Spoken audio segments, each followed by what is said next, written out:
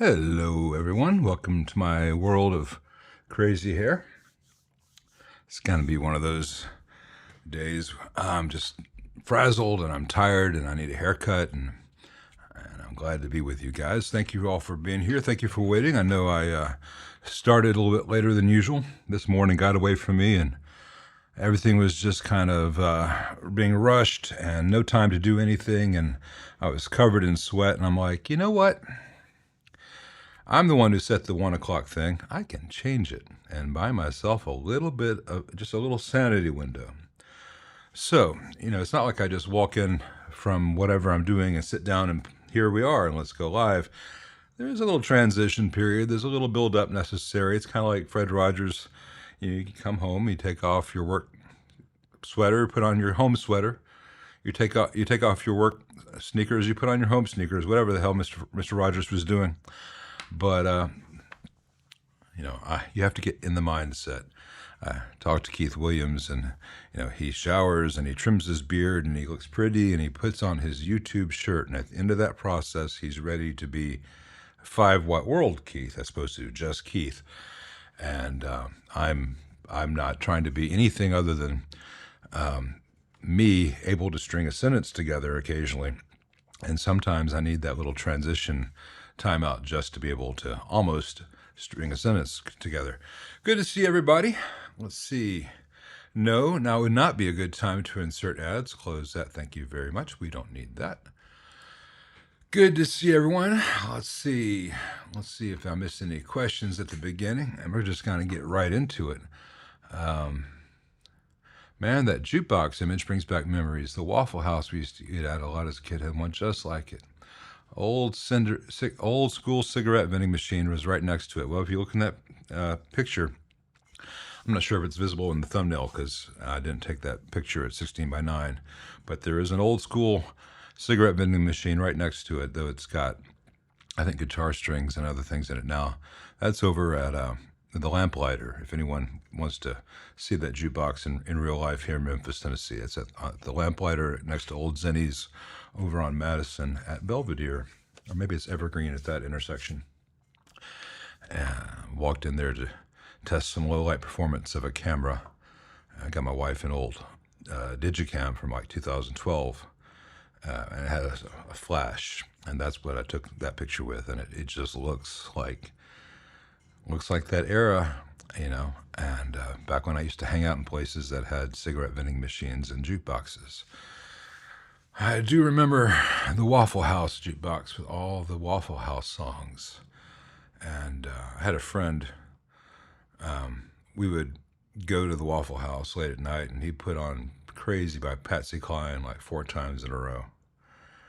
And then, because he was an evil bastard, right before we would leave, he would go in and put like $5 in the jukebox and just choose all the Waffle House songs. The Waffle House themes that they used to have, the terrible Waffle House songs, so that whoever else was left in the restaurant for the next 20 minutes had to listen to all those Waffle House songs.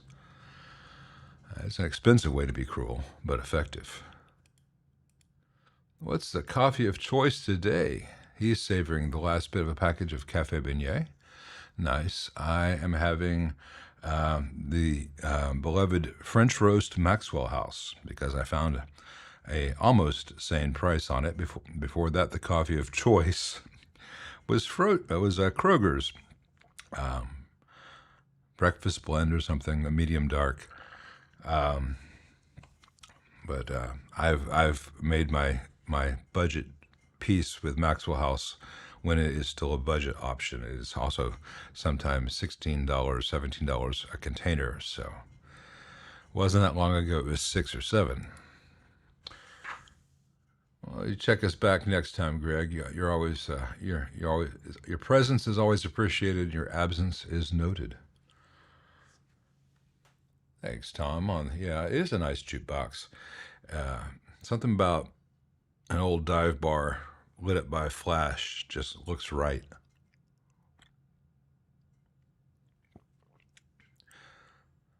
Let's see here. Where was I?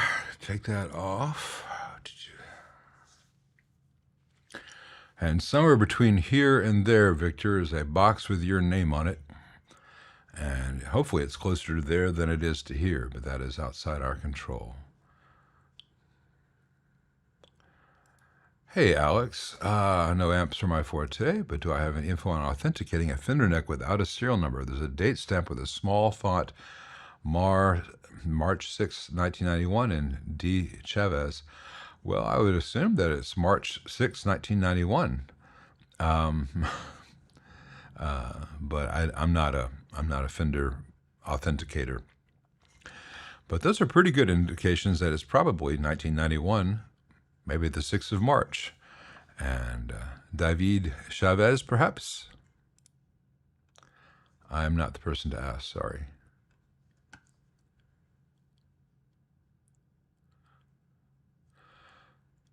Can you talk about how you measure to verify DC on the volume pots? Okay. It's real easy. I put the negative probe to chassis ground, and I put the positive red probe with a meter set to DC to measure DC on the input, so lug 3, and on the wiper, lug 2 of the pot, and I'll turn the pot halfway up and see. Sometimes you'll see, hey, there's no DC on the input, lug 3, when the pot's halfway, or there's very little, but there's a lot of DC on the wiper, in which case it is not DC upstream of the pot, it is DC downstream of the pot. It's probably the grid of the tube it's been connected to. So it's pretty easy to measure. You should get 0 volts and 0 millivolts. Basically, whatever, if you hold the probes up in the air, there might be some humidity in your room, you might get a little micro DC in the air. You should be like, what, 0.001 millivolts? That's what you might get in a pot if there's no DC there. But it's not always DC that makes things scratchy. It can be a dirty pot. It can be a part of the wafer is cracked, so it's losing contact with the tray. So it can be a lot of things, but that's how I eliminate DC on a pot. Or at least that's how I identify DC on a pot. I don't have an opinion about a modern Vox 4C1 in blue. Sorry. You mean the AC4C1 is bad. It's not. It and the AC10C1 are not good amps. They're not well built or well designed, and they don't sound right. But I don't know about a 4C1 blue. Sorry.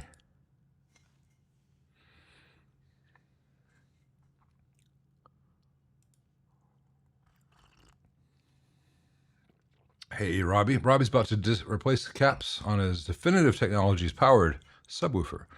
They'll unplug for 2 weeks. He wishes to be sure of discharge. Is a 20K, 20-watt resistor adequate for a discharger tool? Yeah, 20K is going to take a while to discharge. It's totally adequate. 20-watt and 20K, you could do that. You could use a 1-watt, 1 meg, you just take longer, but you don't have to buy a 20-watt resistor.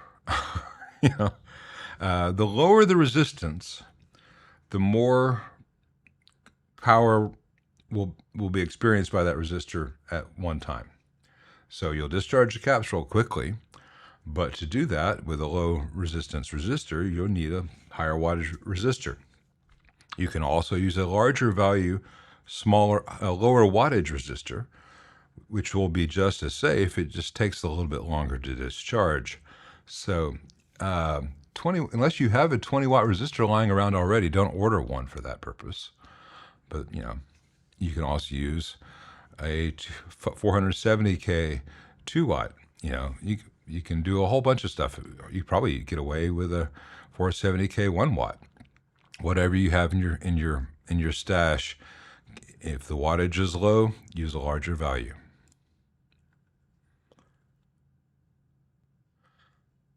I have no thoughts on Fender's reissue 62 Super that just came out. This is the first I've heard of it. So I'm going to believe you, and my thought will be that there is a new model from Fender that's called that. But that my thought on that only comes from my belief in you. Hey, Sash DC, got a 74 silver-faced twin reverb. Aside from the bias circuit, Doghouse caps resistors, death cap, and any drifted RCs. Suggestions on any other fixes, upgrades. Got a pair of Oxford 1216s, 12 T6. Okay, not a big fan of the 12 T6, but jump off that bridge when you come to it. The bias circuit, I like the bias circuit in a 74 silverface. I would just do the mod that I've shown where you keep the bias balance and add bias level. Change out all the electrolytics and take out the death cap, of course. The other thing with any, especially starting in 73, so 74 counts, make sure that you don't have DC buildup in the wax on the board. I've shown how to remove the wax and get all the DC out of the dirty, compromised wax. I would make sure that you don't have excessive low wire length. The CBS era, which yours very much is prone to spaghetti, and all the excess wire length can be a problem. That's why they added those snubber caps from the grids to ground on the output tubes to keep oscillation out of the amp. If you were to go through and make sure that all the wires are as short as feasible while still allowing a little bit of slack, so there's no tension on the wire, but no excess, while still allowing for good lead dress, you're going to dramatically improve the noise floor of the amp to the point where you can remove those snubber caps and still have no oscillation. Other than that, they're great sounding amps. And if yours has the master volume in 74, I don't remember if 74 has the master volume, I think that's 76. But if it does, make sure if it has a bright cap that you remove the bright cap or lift one end of the bright cap on the master volume pot, at which point it becomes a very nice sounding master volume. Oh, and in that era of Fenders, 74 and later, the shielded wire that they use, the shielded cable, sometimes it just kind of literally rots. It's like corrosion just seeps into the wires underneath the jacket. And sometimes those shielded wires can be a source of noise in microphonics. So if you replace any shielded wires with a new shielded wires, you can make the amp sound a lot better just because of the deterioration of the metals used. Speaking of which, is there a big benefit to running shielded cable for V1 on an 80s 2204, the governor asked. If so, what type of coax, resistor wattage, ohm size, and type? Also the correct way to install it. You're welcome, mate. There is a big benefit to running shielded cable for V1, and I have shown that just about in every 2203, 2204 video on my channel, and I showed that last week on that super bass, and I like to use coax. I use an RG number coax, and I can't remember the name of it. It's like RG174, only the center conductor is 22 gauge as opposed to 26 gauge. The capacitance and other measurements of coax that are critical when you install it for like cable television don't really matter for our purposes. It's not going to be much capacitance. You just want to make sure that the center conductor is strong enough to have mechanical support. And I do a telescoped shield where the ground is only tied at the input jack. And as to the resistor wattage and resistance, I do what's on the schematic with half-watt carbon films, but if you want to be fancy, you can use half-watt or 1-watt metal films. You won't hear much difference, but you might. But see my videos for specifics on how to install all that stuff. Now, the only place where you don't need to worry about that is from the low gain input jack to the volume pot for the clean mode. That's a short run. You don't have to worry about replacing the resistor in parallel with the cap with some shielded thing there. It's fine as is.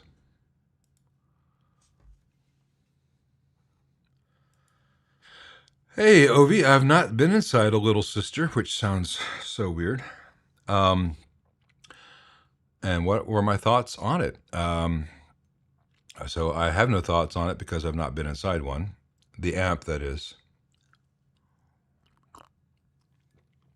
I have been inside other of Dave's amps, and they are built consistently, and they're built well, and I would expect to see nothing different.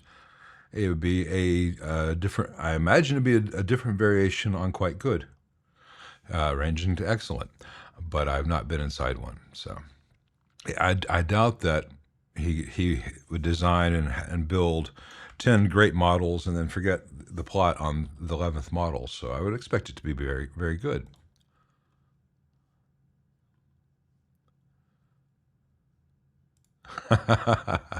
Yeah, Randy knows. That's how you do it. That's how you get them.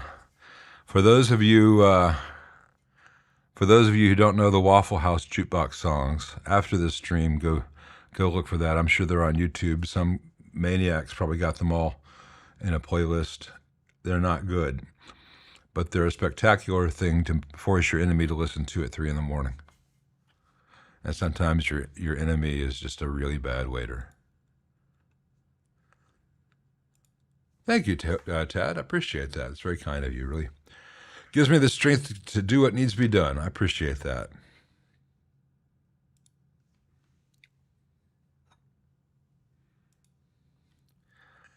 Well, here's the thing, Matt.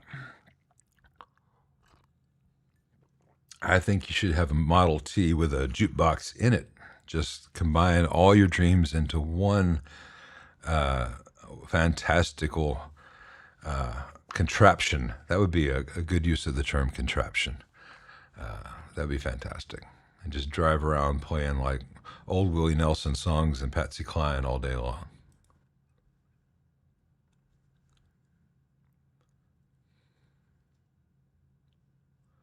Well, Alex 241, I'm sorry I can't help you anymore with that neck. I just don't get the. I just don't get into the world of verifying all that stuff. I research things for my own needs, and I've got my own little thoughts and opinions on such things, but I am not an expert.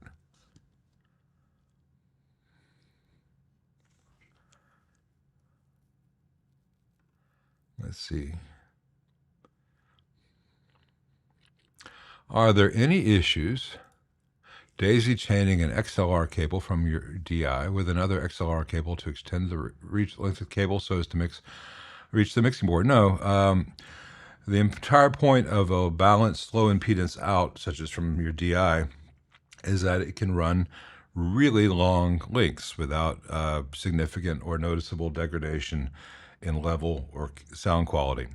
And so if you were to plug two XLRs, 250-foot XLRs into each other, as long as the connectors were clean and the solder joints were good, it'd be the same as having a 100-foot cable. So no problem at all.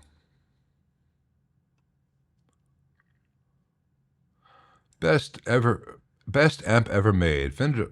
I can't talk today. Let me try this again. Just a second. Let me air out my brain. Better. Best amp ever made. Ultra linear Fender twin reverb. Prove me wrong. LOL. Well, Gringo, I like you, so this does not apply to you specifically. But I was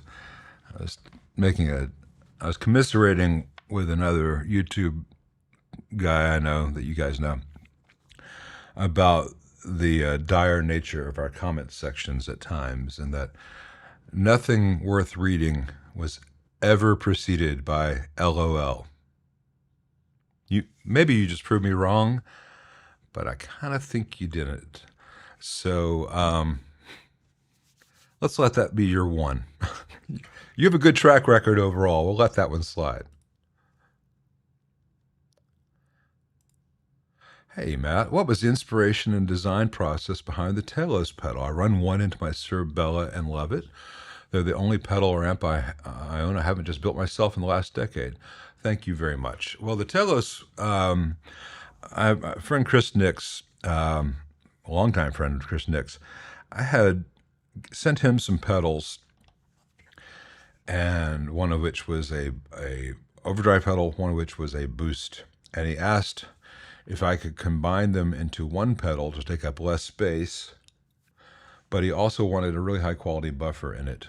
And so we we sat around and talked ideas, and he insisted that it should have an insert loop between the buffer / boost and the overdrive, because his Univibe did not sound good before a boost and did not work at all after an overdrive. So he wanted the boost before his Univibe, but the overdrive after the Univibe. So that's why the Telos has an insert loop that I think to date only Chris has ever used. But it sounds godlike when he does use it. So I combined those two circuits, the overdrive and the boost circuit, into one, and I modified the boost circuit so that it had a unity gain, uncolored, pure buffer function. So, as you know, the buffer is always there, and the buffer can also have its level increased to act as a very clean boost, the pure gain. Or I could introduce some clipping, which gives you the soft drive mode. But when you just boost a signal from a booster into an overdrive, sometimes it sounds unpleasant. And so on the Telos, whenever you use the boost by itself, you have a choice of being just a clean boost or the soft drive boost.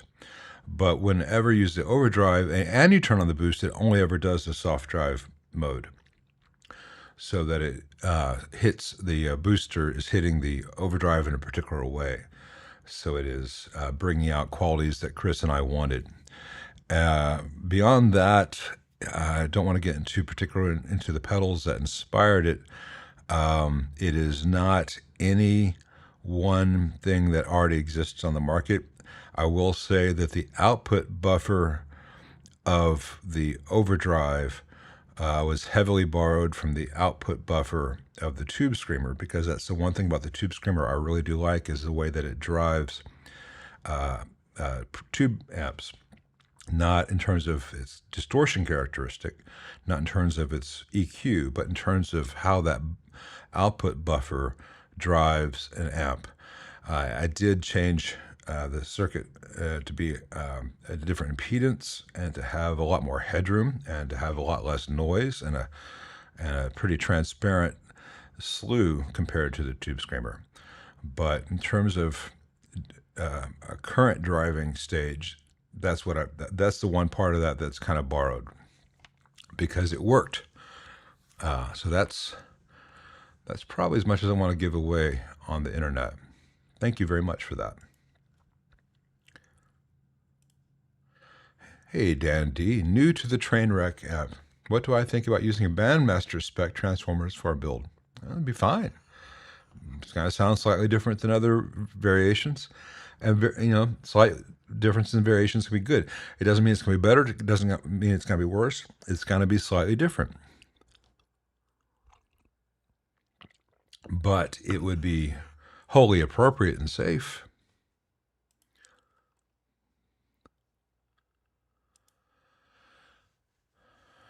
Hey, Colin, how are you?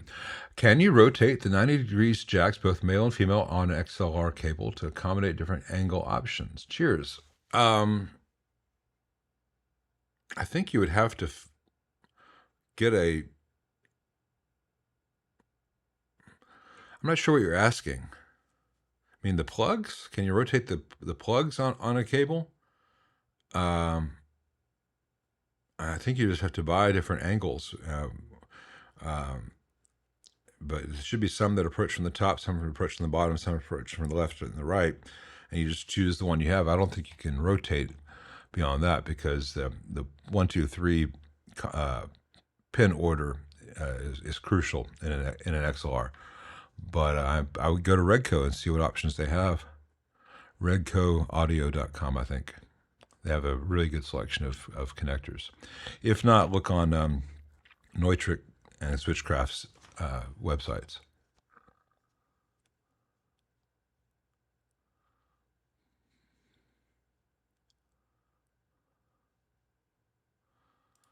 Well, that's the whole thing there.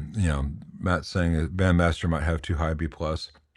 There's nothing in the Trainwreck circuit that says the B plus cannot exceed X, Y, or Z. It just kind of sound different. But, you know, Bandmaster power transformer is going to be fine with the parallel EL34s, and even if they end up being a little bit hotter than they were in what Ken did.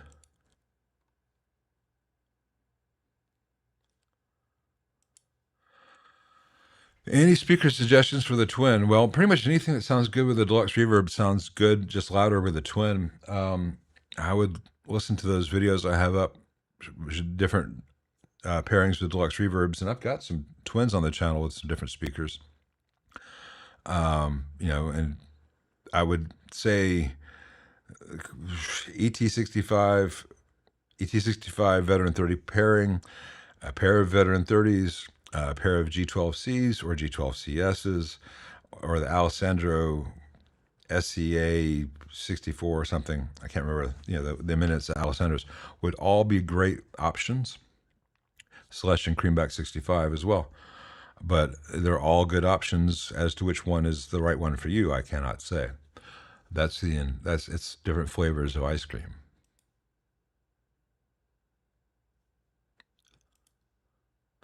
Hey Robbie, just like I said, just do you have a 1 watt 1 meg? Just connect that with alligator clamps, alligator clips, whatever, and give it some time and measure it as it discharges. It's going to discharge relatively slowly through a 1 meg, but because it's going to have that resistance, it's not going to draw a whole bunch of power at once. Worst comes to worst, I'm wrong, and it fries that 1 watt 1 meg resistor. Won't damage the amp, won't damage anything else. You'll be out a 30-cent resistor, and you can tell everyone that I was wrong.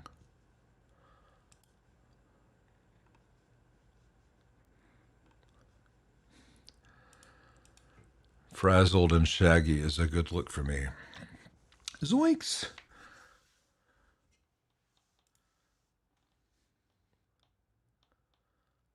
Oh my God.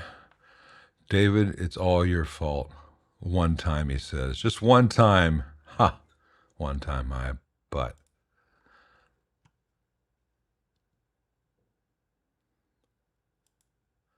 Hey, Rick S. Just retubed your AC36 TBX with Apex matched. Well, I'm glad it sounds good. I hope the Apex matching works better for you than it has for many of my clients.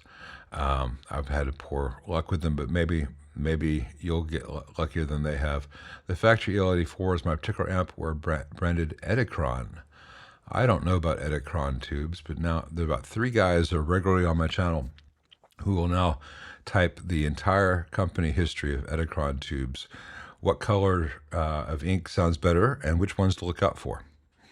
So that's one. I sound like I'm making fun of them. I love this community. There's such a overlap of experiences, and there's certainly people here who know things I don't. Certainly are, and I appreciate the knowledge in aggregate that we get here. Wacky races. God, I used to watch that crap. Thank you, Alex. Deeply appreciated.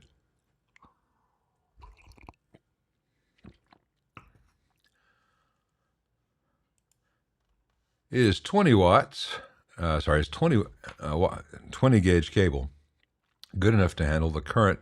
And the Mojoton 50 watt 2204 from the filter caps to the B plus circuitry should be 18 watts. 20 watts, 22 gauge. Sorry, I can't talk today. 20 gauge is fine for everything inside almost any amp ever built.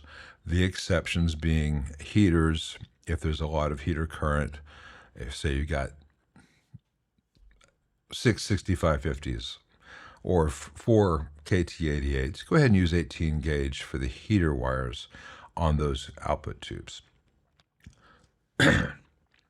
For almost every other connection in the amp, preamp heaters are fine with 20 or 22 gauge usually.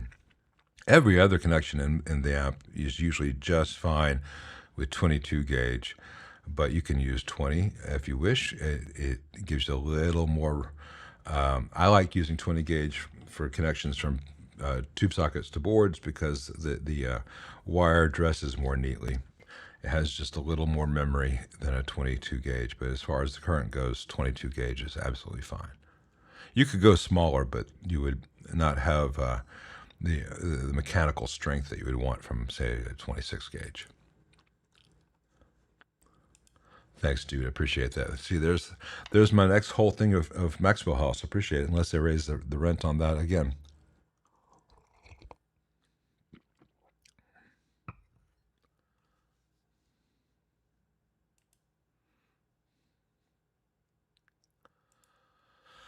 What are the best sounding, worst design / built amps I've come across? Well, that's a good one. I'm going to differentiate between the truly badly built and the just not built as well as it could have been. For instance, the JMI Vox amps and the Marshalls before 1972 were not built as well as they could have been, but they were not badly built.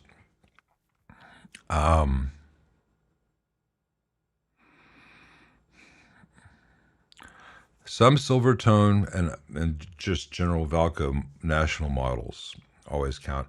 I would assume, I think the answer has got to be, when you can hear one in good condition, those magnetones from the late 60s that look like something that would be in the Partridge Family living room, that the top was like a plastic clamshell that opened up and inside is just a rat's nest. But when those things are working, they sound really nice. Ooh, that Baldwin solid state thing that Willie Nelson uses. I've seen inside one of those. It's a cool sound. It's a terribly built amp.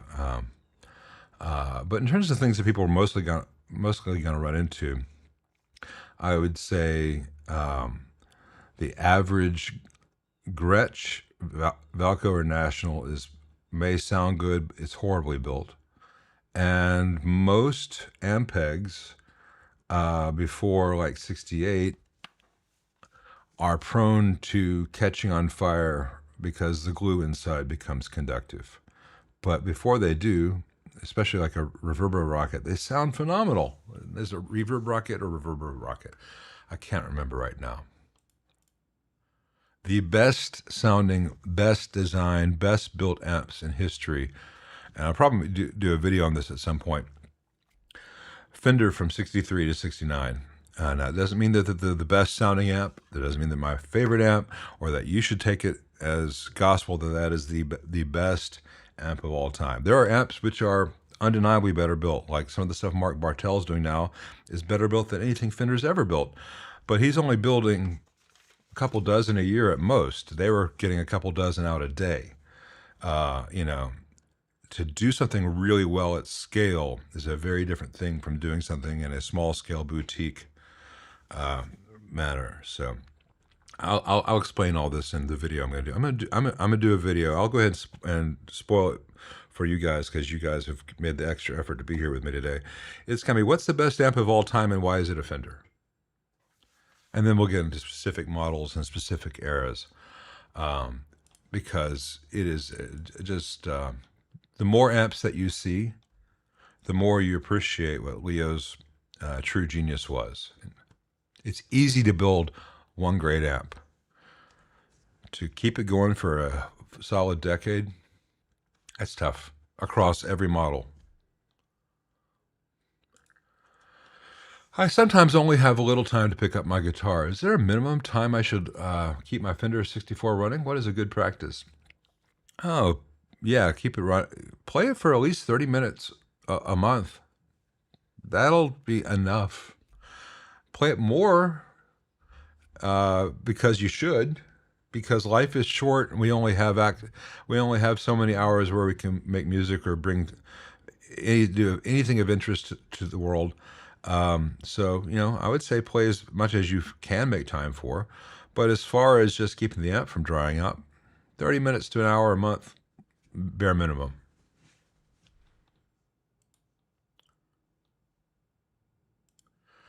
Hey, Colin. In my Dream 65 video, I mentioned that it did not really sound like a real deluxe, but how did the other features such as the reverb, tone stack, trim gain structure compared to a real deluxe? Well, it's really hard to say which part of it doesn't sound or feel like a real deluxe. I would say the biggest problem. Let me be nice. Let me say all the things that are really good. Then I'll tell you what my overwhelming problem was. The gain structure is fine, with a caveat that I'll get to. The tremolo is good. Tone stack's almost good, with a caveat I'll get to. Reverb's really good. It has a really good reverb for a digital pedal. The Tone Master also has a really good reverb for a digital circuit. It's hard to do a digital spring circuit convincingly. Both those things, both the Universal Audio and the Fender, have done a very good job of that. The main problem with the deluxe reverb of the Universal Audio Dream, at least with the firmware that I've experienced, maybe they'll fix this, is that the only way to disable the bright cap in the modeling is to go into the boost mode. If you go into the boost mode, then it changes the behavior of the gain structure. And there should be a software feature that lets you disable the bright cap modeling without changing anything else. Now, the Fender Tone Master does the same thing. The black panel or black Telos firmware has the amp with a bright cap. So it's modeling the amp with the bright cap, and it's modeling that amp with the IRs from the Neo 12Ks. The blonde or white version of the firmware has the IRs from the creamback, the Neo creambacks, but it has a model of a deluxe reverb without the bright cap. So the only way to change that in the Tone Master is to flash the firmware to say, all right, I want the one with the bright cap, or I want the one without the bright cap. But then you are also changing your IR output if you use that. Maybe there's some ways around that. I don't know, because I know they've got separate IR stuff to the firmware. I've not looked into that because it's not my amp. On the Universal Audio, the only way to turn off the bright cap, which is my preferred sound on a deluxe reverb, which is most players' preferred sound on a deluxe reverb, is to go in the boost mode, which means that you are in the boost mode, which means you cannot be in one of the other modes that the pedal offers. So I think that's a fundamental flaw. And the other thing is that they're saying they're modeling a deluxe reverb. That's all well and good. It's a digital thing. Give us some kind of mid-range control to be able to get some sounds more like a twin or super reverb would get. It's not a deluxe reverb. It's a little black box that sits on your desk or sits on the computer or sits on your pedal board. Give us some kind of mids control within the circuit. But there is no mids control, and granted, there isn't mids control in a stock deluxe reverb. But a stock deluxe reverb still sounds and feels better than the Universal Audio Dream. So you can get around. You're not ever going to be as... When I'm wholly satisfied with the sound and the feel of an amp, I'm not as prone to say, well, I wish I could change this about it. If I'm making do and I feel like this is pretty close, I can use this I can make music with, then it's like, but I really wish I could dial back the mids or change this or that. And that bright cap is a big distraction in that amp. They modeled the bright cap sound pretty effectively. It's going to sound like a criticism, but I don't like the bright cap on a deluxe reverb. Most players don't. So when I say that the Universal Audio Dream doesn't sound like a real deluxe reverb, doesn't mean it sounds bad. I'm not slamming the damn thing. It's actually a very usable tool. I think it's an overpriced kind of one-trick pony tool, but it's a well-done example of it. But it's not there yet as far as replacing someone. If someone's main amp is a deluxe reverb and they have to use a Dream 65 for a gig, they can get through the gig, but they're not going to be loving it.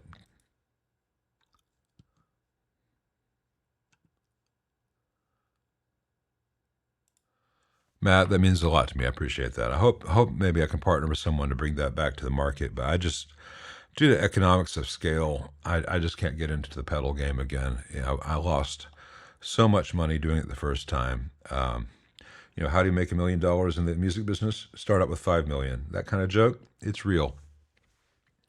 Doesn't matter how good your circuit is. Doesn't matter how good your idea is, how good it sounds. You know, the way to do is I design something that you like the sound of, and then I find a company that can make it all SMD and cheap for like $20, and just rubber stamp them. That's how you make money with pedals. You don't make money with pedals making really great pedals. You make pedals that are more than good enough, and you market the hell out of them. That's not fair. There's some really great companies out there making really good pedals, but it is really hard to make a dime doing it. I just don't want to play that game again. Have I seen or heard the new Trainwrecks? I have not, because I have bad news on that front, man. Ken passed away a while ago. I don't think we're going to have any new Trainwrecks. We may have things with that logo and some flamed maple cabs that someone branded a train into or whatever, but I have very low expectations of things. But why would you want to do that? That's something he did. He made, a couple dozen of them? Make something else.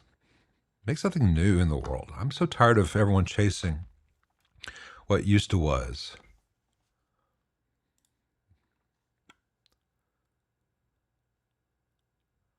And I know that may sound stupid, since I just said, hey, the universal audio doesn't sound like an old deluxe reverb, and then to say I'm tired of people chasing the past. But if you're gonna chase the past, really nail it. But there are better things to do with our time, I think, than to be nostalgic for things that most of us didn't ever really experience or haven't really experienced.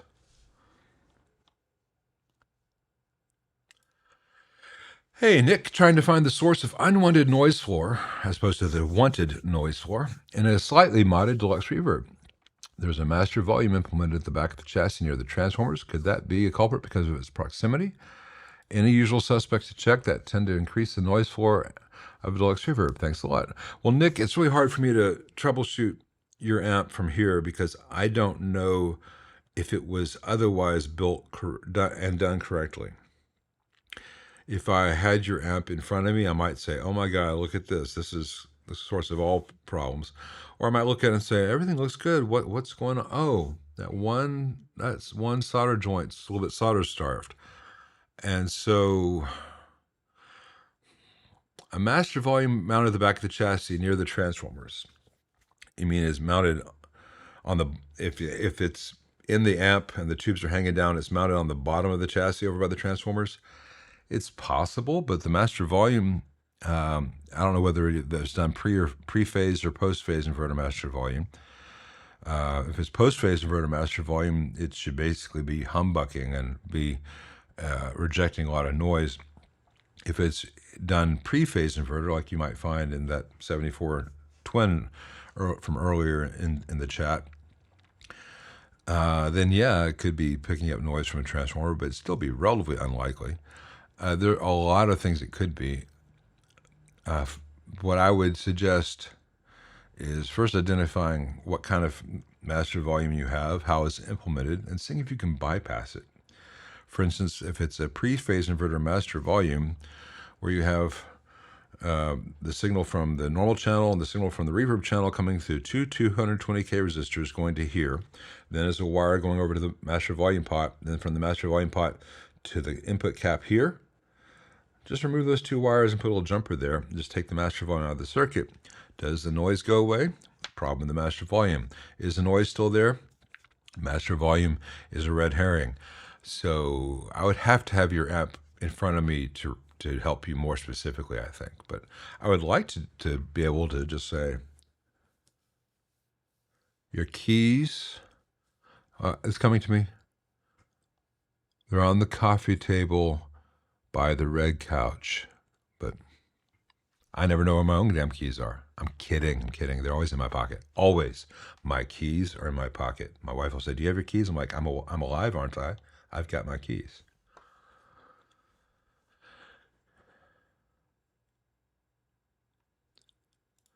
Do you know a good place to order Tolex from? Yeah, Mojotone's got, I think, the best selection that I know of. Mojotone would be where I would go, and they've got the Vox stuff. They got the fawn and they've got the black, I'm pretty sure. And I think they got one or two grades of the black. Back in the day, I would have sent you to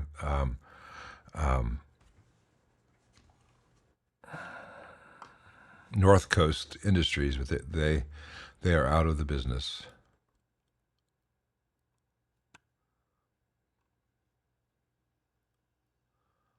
Hey, Bottom Kitchen, got some older tubes, not sure if they're any good. If I try and use an amp and the tubes ends up being dead, what's the worst that could happen? Safe way to test myself. It could all blow up, or you could blow a fuse. I test such things with a current limiter. If I think there's a problem with the tube, like if a tube's burnt or rattles a lot, or I can see any place where it's had, flecks of metal chunks flying off onto the inside of the glass, I might take it to Tube Depot. I might just toss it and say that's got to be bad. But I get plenty of amps in that come in and they look fine. And if I were to power them on just by themselves, they'd probably do a lightning show and blow fuses and possibly burn a screen grid resistor. So whenever I initially power an amp on, I always power it on through that light bulb limiter, which you can see right there on the bench. That's my light bulb limiter. You guys have seen that in some videos. And so if there's a bad tube and the thing's got a short, instead of blowing a fuse or burning out something in the amp, that light bulb goes bright. I'm like, hey, there's a bad tube. But I'm also set up to do this, so I'm not sure whether that's something you wanted to test it in an amp. What is my opinion of the Blue Angel's use of two 6v6 or four EL84 with options for separate or simultaneous use? My opinion is that it is a marketing shtick. You're going to get okay sounds from either. You're not going to get a great sound from either. It's just, it's a marketing thing. Hey, this amp can do this. So what? Can it play the blues? Can it reharmonize Autumn Leaves? No, it's an amp. It won't give you abs. I get tired of, why would you win an amp that can do all these things, but it doesn't do any one thing particularly well?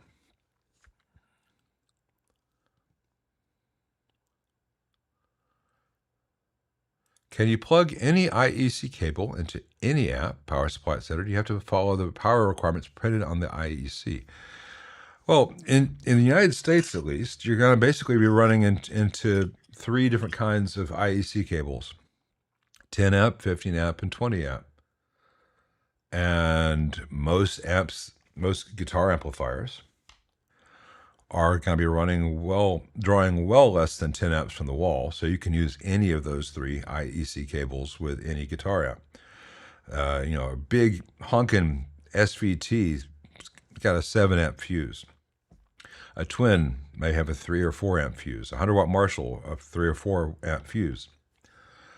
All of which are well under the current specs of a small 10 amp rated cable. So if you use a 15 or 20 amp rated cable, amp's even safer, I guess. The issue is you are supposed to pair the current draw of a device with the current handling capacity of an IEC cable with the current of the circuit that it is connected to. And so you may have a 10 amp circuit, a 15 amp circuit, or a 20 amp circuit, and they have different kinds of the different outlets with different circuit current capabilities are supposed to have plugs that are physically a little bit different from each other, so you can look at a glance and say, oh, that's got a 15 amp circuit in it, outlet that's on a 15 amp panel, or that's on a 20 amp panel, whatever. In practice, most houses are wired for 15 or 10, sometimes older ones. 15, you might get a couple 20s if you have like in your laundry room.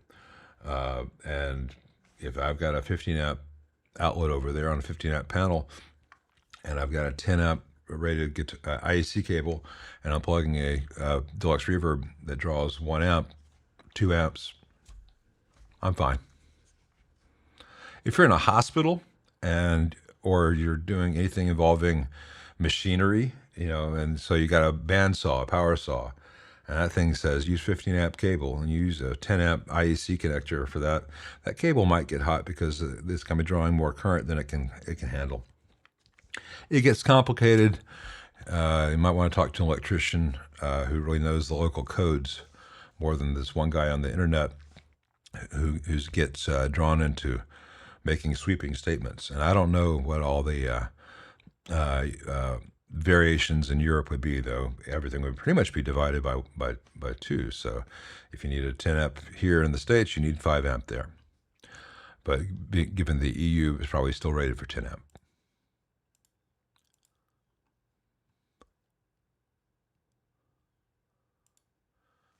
Hey, Count Domingo the 7th, thinking about picking up a blonde 65 twin for about $1,000 and wanted to know my thoughts on it if it's reliable in stock condition.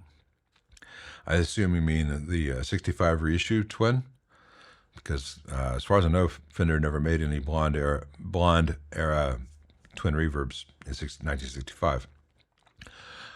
Probably be pretty damn good. I like all the 65 reissue series from Fender. And if you get it with blonde Tolex, that just kind of be pretty in a different way. I think it'd be fine. You take the blonde, I'll take the one on the toy bin.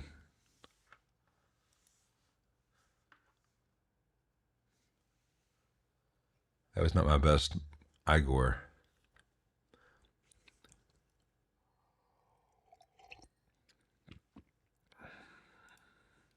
Okay, so yeah, it is the reissue. I think the good amps. With any of the reissue amps, they either come with the horrible sounding custom design for Fender Eminences for the old ones, or the Jensen C12K, which is a crime against humanity. But all those amps also have come from Fender with different options. Some of them have creamback, some of them have vintage 30s, some of them have even the hemp stuff. So it depends on the speaker. But if you get a 65 reissue and it's got the C12K or the custom designed for Fender by Eminence, change out the speaker, you got a fantastic sounding amp. Hey, Andy, thank you very much. Appreciate that. Got a 60s Ampeg B18 chasing a nasty 120 hertz hum. Loudest when volume pots are grounded. Okay, yeah. New caps. Original ground scheme. Rolled tubes, grounds good. Voltage is good. Any thoughts? Your grounds aren't good. B15s and B18s have terrible ground schemes. And I don't have the schematic and layout here to give you the how-tos on here. I do have some B15 videos on the channel where I think I got into showing how I made some changes to the ground scheme. Earlier I mentioned, really great sounding, really badly built amps. Ampeg has always won that. And they've never learned how to ground an amp. None of the classic Ampegs ever were grounded correctly. And I know that sounds like, oh, this guy thinks he's so smart. Who the hell is this guy to say that?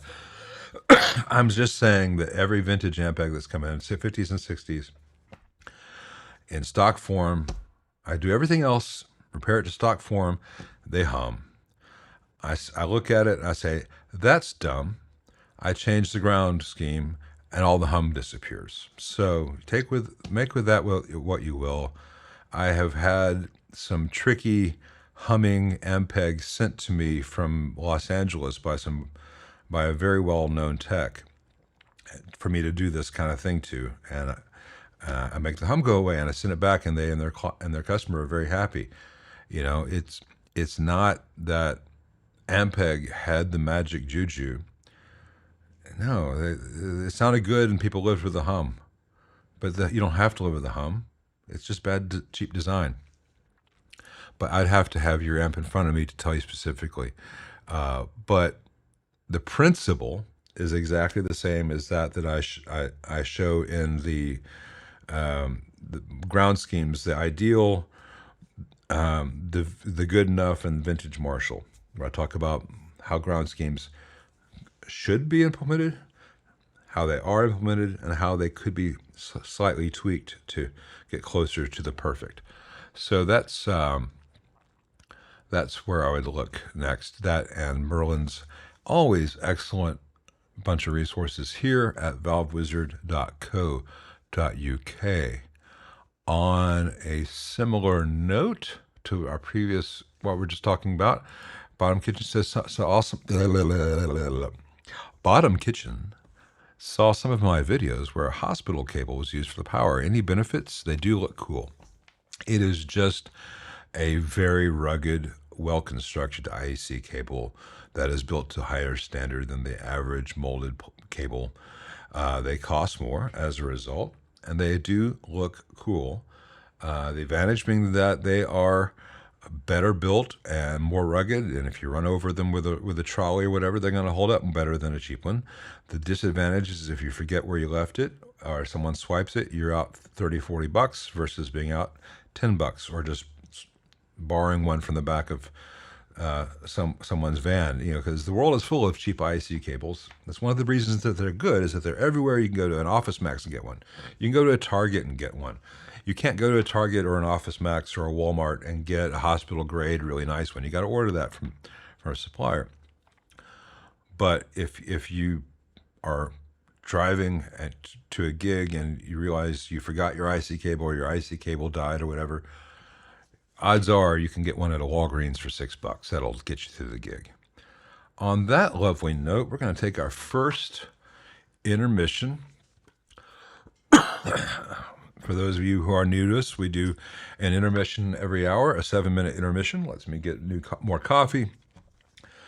Let you grab a sandwich, get a drink, so you're not thinking, well, I need to pee, but I don't want to miss this. So we all do the 7-minute thing, and we get back together, and everyone can enjoy their time and not feel like they need to go. So, see you guys in 7 minutes.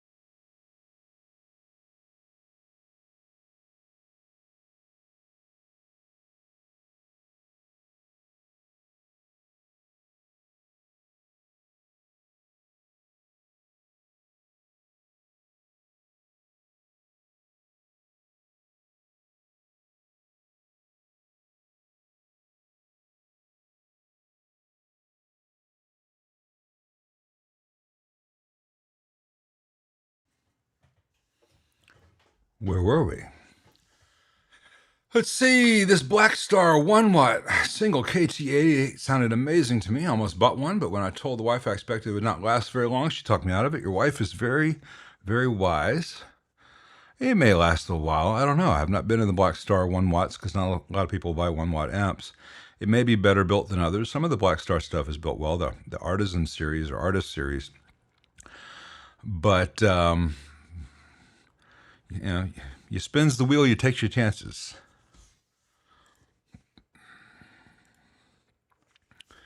Jose, hey Jose, the reverb on my 75 Super Reverb comes on about 1 to 2 minutes. It takes about 1 to 2 minutes to come on when powered up.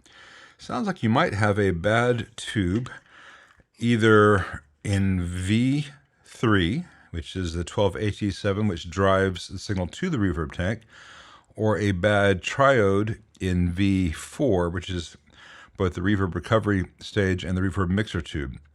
If your dry signal is fine, then the triode, which is mixing, is fine, but the triode during the recovery may be bad. So you may have a bad 12AX7/7025 in V4.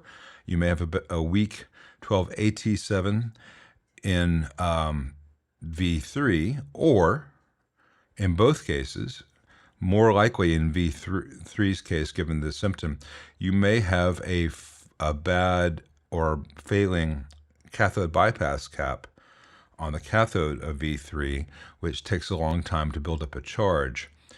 Any of these things are very inexpensive, simple solutions.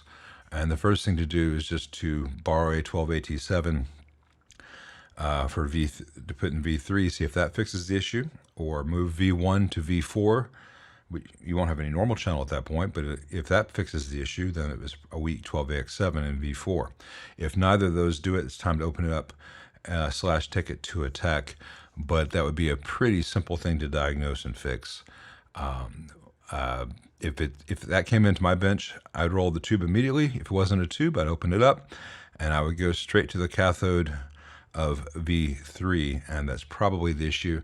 And you have actually one other wrinkle. You have a 75 Super Reverb. In 75, they did not use the cathode bypass cap on V3. In 75, they used a resistor by itself. So before, in the 60s, the AB763 circuit, and I think this changed starting about 72 in most Fenders. In the earlier amps, they used a 2.2K cathode resistor bypassed by a 25 microfarad cap.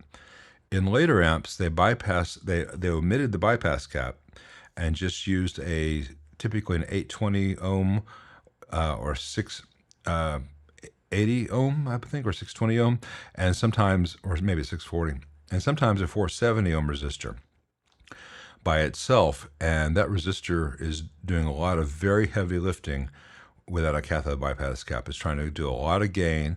There are arguments in its favor, but they're pretty esoteric. It may be that resistor is on the brink of failure, and after a while it begins to operate as it gets warm. It has to be warm before it really behaves as it should, in which case you may be one resistor away from happiness. But if I had your amp on the bench, I would urge you to let me replace that single unbypassed small value resistor with a larger 2.2K bypassed like they were done in the 60s. Sorry for the long answer for the short problem description. Welcome to my channel. I don't want to give you a very brief answer for the sake of brevity. I want to make sure that you get your free's worth.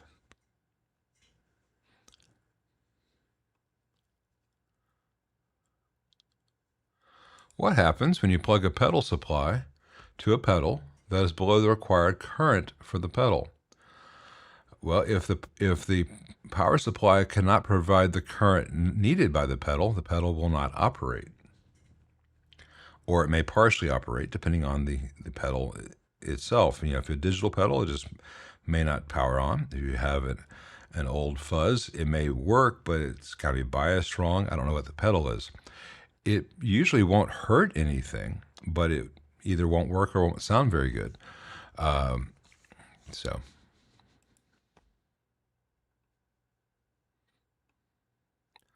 JCM 800 or Silver Jubilee? Do I have a preference? Hey, Chris.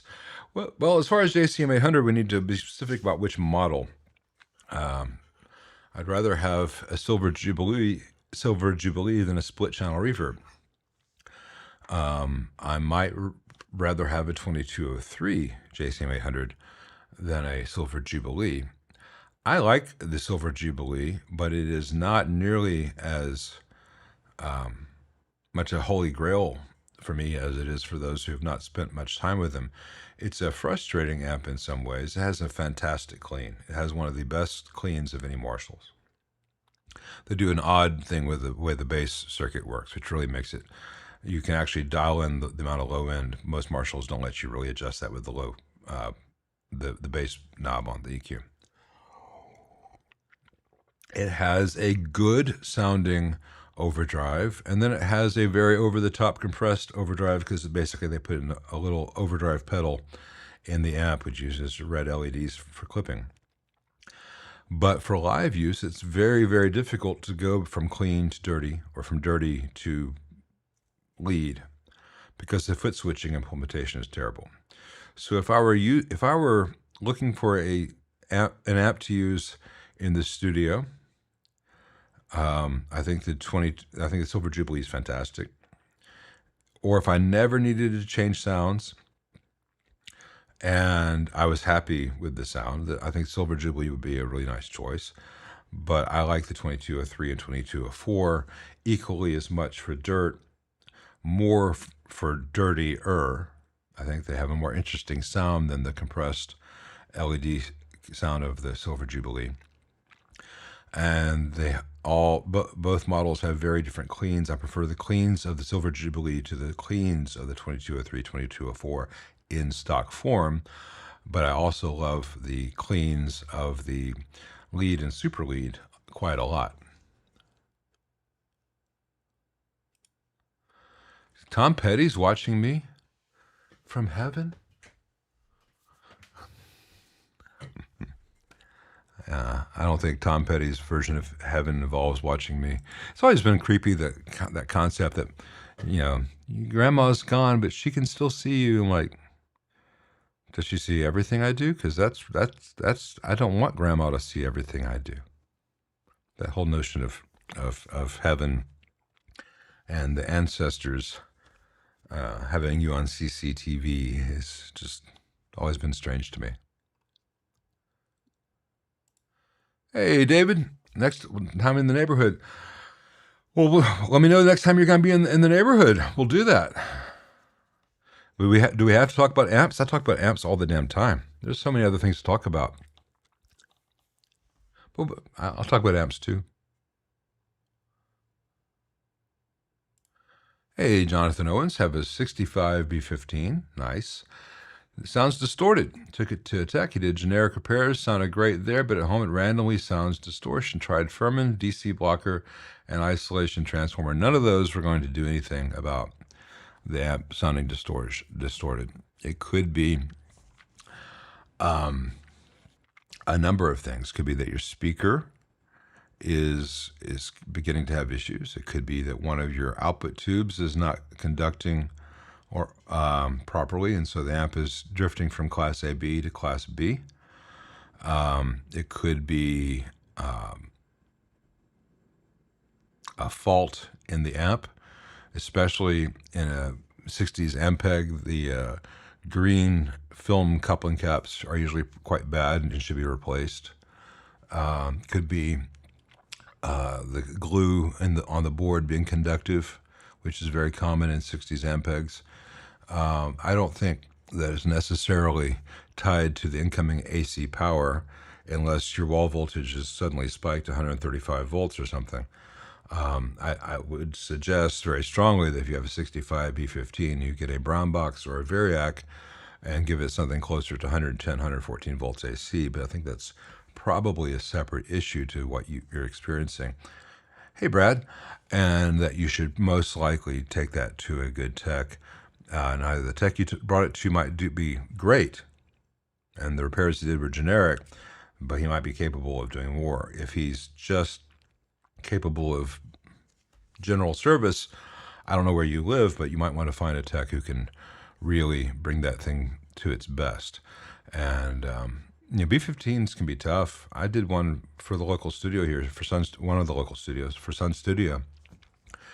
And I had a glitchy, distorted sound that was really difficult to troubleshoot. And at first I thought it was, 6MB7 tubes or whatever the preamp tube is. I thought we just had two bad ones in a row because the fault was slightly different. Turned out to be some corrosion and a loose connection on one of the octal socket pins. And I had cleaned the sockets, and I had tightened the little connectors inside the pins, try to tighten the socket up. I just had to there's one that just needed a little more care and feeding. That could also be an issue, but I don't want to say, hey, I had this one problem this one time, therefore that must be what your problem is. But it's the kind of problem to look for in old Ampegs.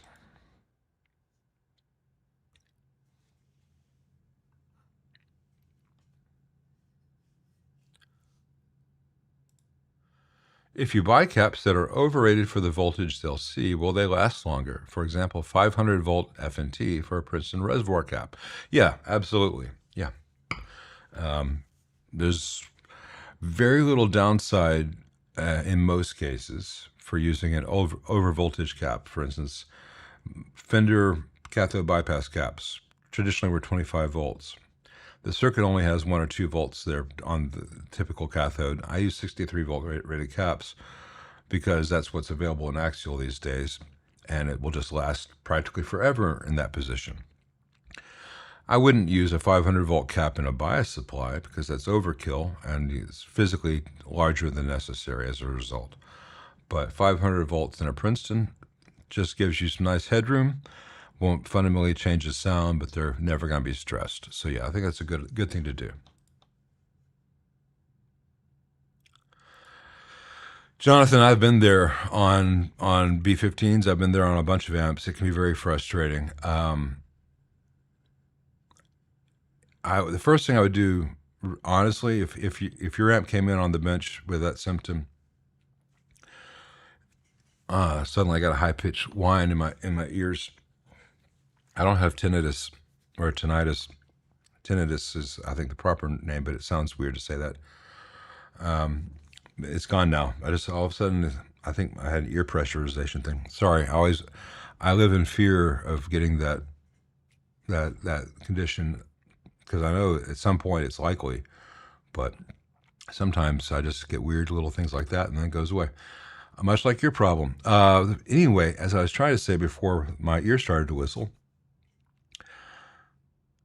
if your amp came on the bench, the first thing I would do is make sure all the preamp tube sockets and power tube sockets were clean, that the pins on the tubes were clean, that there's no corrosion, no gunk, no oily film, and that each of the retainers for each tube pin in the octal sockets had some mechanical strength to it, that it wasn't open so much that it was making intermittent contact. Neither do you want to close them to the point where you try to put a tube in and it just mangles the metal altogether. You want to make sure that instead of being like this, it's like this. Not like this or like this, but if you've seen inside one of these, you know what I'm talking about. It can get open too far and then the tube wiggles around its sides. So you just want to kind of bring this side in and bring this side in to the point where it operates correctly and mates with the pin of the tube. But you can also go too far and do like that, and then you put the tube in and it just crumbles.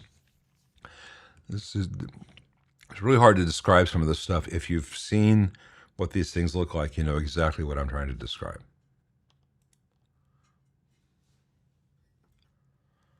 What is the best year for a Bassman, and what would tube a good price money? What would be a good price? I don't know what a good price would be. I don't keep up with that part of the market. Bassman is too broad a question. Twin reverb, I can answer that. But Bassman, that's like, what's the best Corvette? Because you can spend $250,000 on a brand new one. You can spend $250,000 on one from 1957. Or you can spend $750 on a sweet-ass Stingray from 1978 that just needs some Bondo. There's a wide range of Corvettes in the world, very different cars sold under the same name. Same thing could be said for like a Mustang. Same thing for a Bassman. So there is no best year for a Bassman. There are best years. So 65, 66 is a great example of one kind. 63 is or 62 is a great example of a different kind. 59, 60, a whole other archetype, also called a Bassman. Or maybe you just need something that's loud and neutral as a great pedal platform. So a 1976 Bassman 100 is your ideal amp, even though it is not an ideal Bassman, if that makes sense. It's the Corvette game. So and besides, why would you want an old Stingray Corvette when you could get a badass Firebird from 1978? Roll down the street with your Mr. Microphone, rocking Kiss Alive on your 8-track. Own it, man. Own the life. Where were we? Some of you don't know what I'm talking about. Others know exactly what I'm talking about.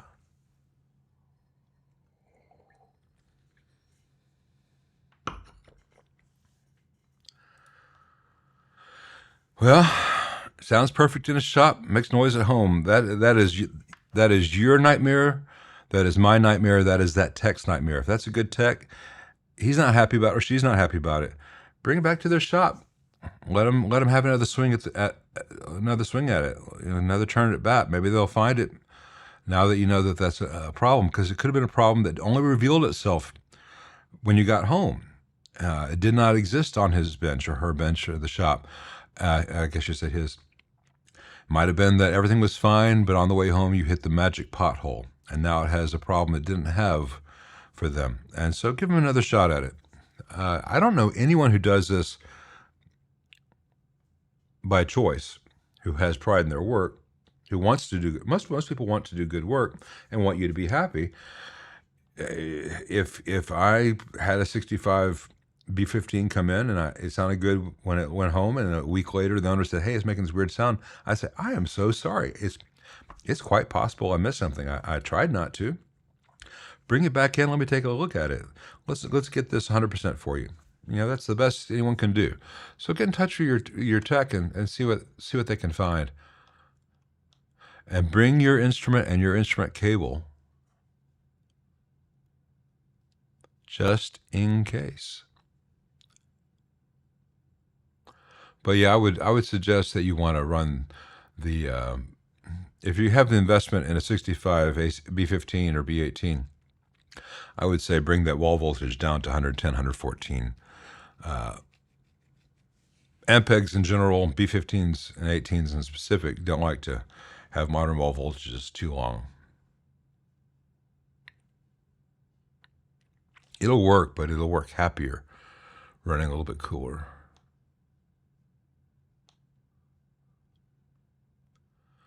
Yeah, I've seen a couple of videos like is it Marcus? Anyway, the guy with like 1 million subscribers, talking about all these changes coming, and I need to brace myself and make myself watch one of those things, so I know what new hells to turn off. You know, I don't make shorts anymore. I tried some shorts, and they didn't do anything for me. I don't enjoy them myself. I don't watch them myself. I don't think they're of benefit to me, but I don't. If I were to make a short, I certainly don't want it to be an AI transmogrified version of whatever I intended. You know, I saw the thing that I think I mentioned this last time we did a live stream. I saw the video that Rhett put out about how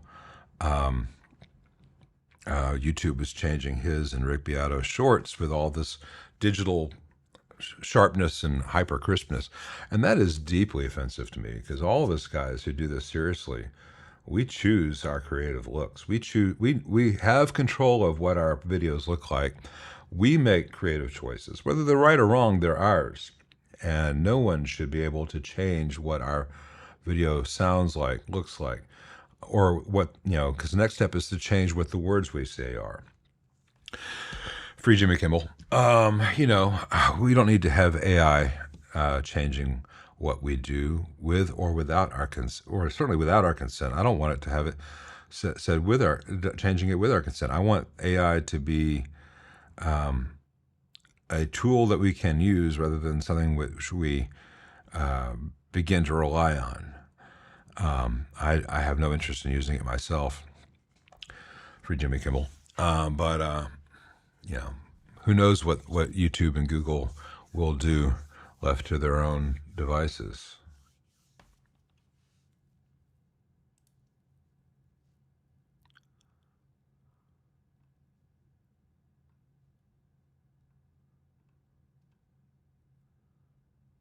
Thoughts on the DC coupled long-tailed pair? Have I encountered one outside of a high watt? Some smaller Marshalls use them. Interested in my opinion as background before I go down the design rabbit hole.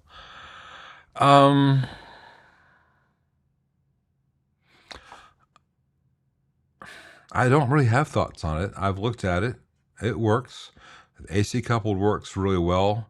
Play around, see if you find a difference that you like, that you can appreciate. I find that the AC gives the behavior that people expect out of a guitar amp, and if you change the behavior of the output section to be better, but hey, let's get rid of any unwanted distortion, let's get some higher output and all that. Sometimes you lose what people are going to a guitar amp for. So the design perspective for stereo is different than the design perspective for guitar amps. And so but you may love it. Both can work. I think most people have done AC coupled because it is easier to get consistently with the variations in trio gain factors, so, but I don't have any opinion about it other than that.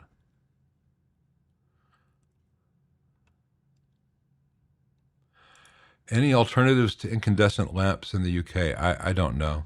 I don't know. I'm sure that's something that we're going to have here pretty soon. I've got a few stashed ones for light level limiting purposes. I don't have any interest in having incandescent bulbs in the house. Some of the LEDs now are very good. I only like the LED bulbs where you can change the color temperature, though. Because I don't like the yellow ones and I don't like the blue ones, but they have some new ones now where there's a switch, you can go, ooh, blue, ooh, orange, ooh, okay, that's all right, I can deal with that.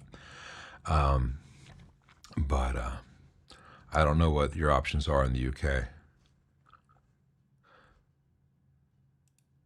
Have I ever tried, repaired a G&L guitar? People keep saying online how much that brand and their guitars and basses are underrated compared to Fender. Yeah, they are. Some of them are great. Some of them are quite good. I'm not a big fan of the headstock. I've not repaired one. I've used them. I've tried them. I like that they exist. I just don't find them aesthetically pleasing. They like the way the pickup will do that kind of thing, like an S kind of shape. And I find them and the curves on the bridge and the curves on the headstock, I find them all kind of like someone who has really loopy handwriting with hearts over their eyes instead of dots. But there's nothing wrong with them whatsoever. And some badass players love them, from country guys like John Jorgensen to, Jerry Cantrell. He's done very well for himself with some absolutely hideous G&Ls over the years.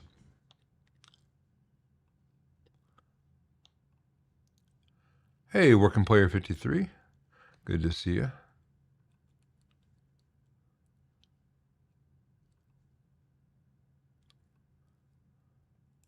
My favorite Mesa Boogie amp. I had a bass amp once that actually was kind of nice. It was fairly simple. It was well built and sounded pretty good. But I can't remember the model number.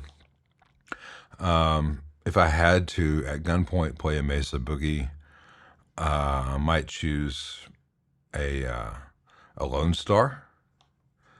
It has fewer problems than many of the other models. though the output jacks and the effects loop jacks tend to corrode an awful lot. I see I can talk myself out of it really fast. I wouldn't buy a Mesa Boogie because I know what's inside them. Unless I had a really heavy door that needed to be kept open, I don't think I would buy one. But if at gunpoint, yeah, Blue Angel is not terrible in comparison to other Mesas. In comparison to amps from companies that have designers, I don't like them very much.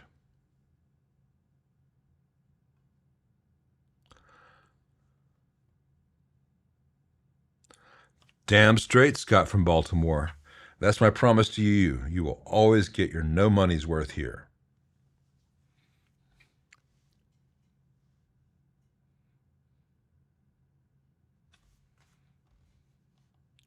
Cat's Music Journey says, been working on a reverb pedal by mixing some kit circuits, 2 MOSFET boosts, and an FX loop with a buffer and a mix control. Why does a tube reverb need a gain stage for mixing? Let's see how to answer this. I mean, honestly, the real answer is the one that sounds like I'm being a smartass. So you can hear it because you are sending the amplified level of the preamp out through a transformer to an inductor, which just vibrates these, or basically vibrates these little coils, springs, and at the other end of that is another transducer that picks that up and converts that to a signal that's pretty much, due to the nature of inductor design, is pretty much the same kind of output level as like a weak Strat pickup. And so you have your guitar signal here, and it goes through the amp preamp, and it's at this level, and then it gets sent out to the reverb, and then it gets dropped down the reverb thing, and then the second transducer, then coming out of the reverb tank, we're back down to this level. Well, your guitar is still at this level. And so you want to mix your guitar and your reverb together. Well, if you mix them together, you won't hear your reverb, so you have to have another amplifier to bring your reverb level back up to the level that used to be, and then you can mix that however you want. But remember, in this analogy, here your guitar started here, went to here, and then your reverb is back to here and has to I can't do the left to right thing, has to get back up to here. So that's why. It's not just that a tube reverb needs a gain stage for mixing. Solid state reverbs do as well. Anything using a reverb tank needs a gain stage for mixing.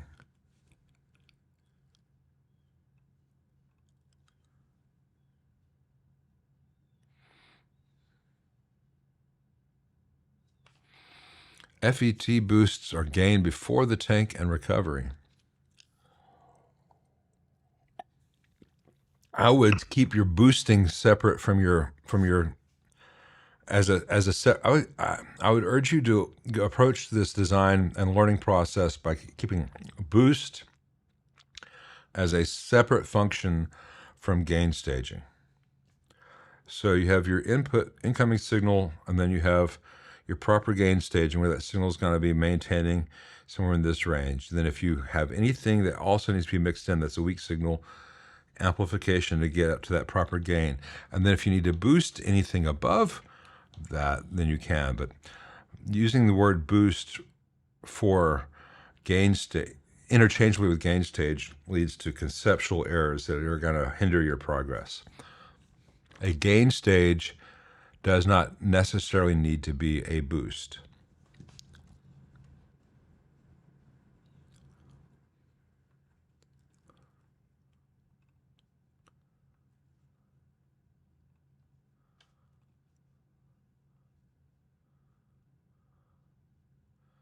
I put a 12AT7 in the phase inverter of my Marshall Origin 50, and the strange buzz at the end of a cord ringing out went away. Nothing else worked to resolve the problem. Well, I'm glad that it worked for you. It is a terrible sounding circuit. There are other fixes, but involves making it a better amp. But hey, if a 12AT7 keeps you from selling it, I would say go ahead and sell it anyway, because it could be someone else's problem. You can have a good sounding amp that actually behaves like a Marshall. But a 12AT7 is fine as a Marshall phase inverter. It's not an ideal thing there. Could do the design of the circuit, but it's absolutely safe to use.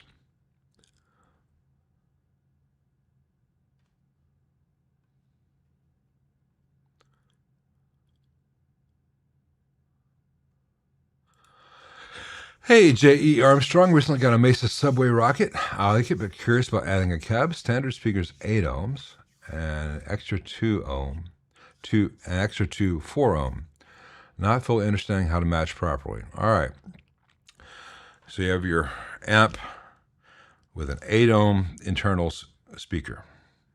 And so if you're using the 8 ohm by itself, it needs to be tied to the 8 ohm tap of the output jack of the output transformer.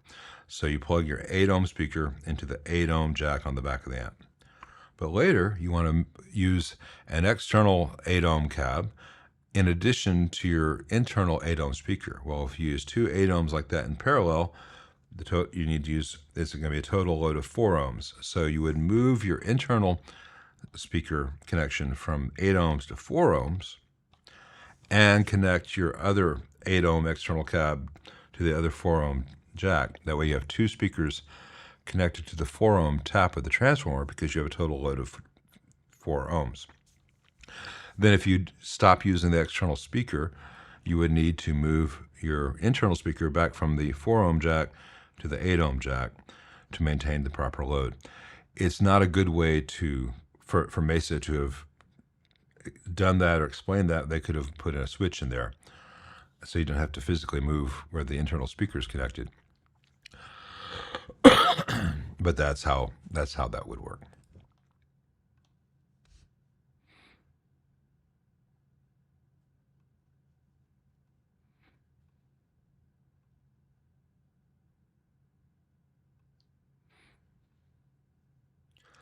Scott, see, you know the joys. Now, if you just had a pocket fisherman, you'd be set. A set of Ginsu knives. And time life for the Old West. He was so ornery, he once just shot a man for snoring.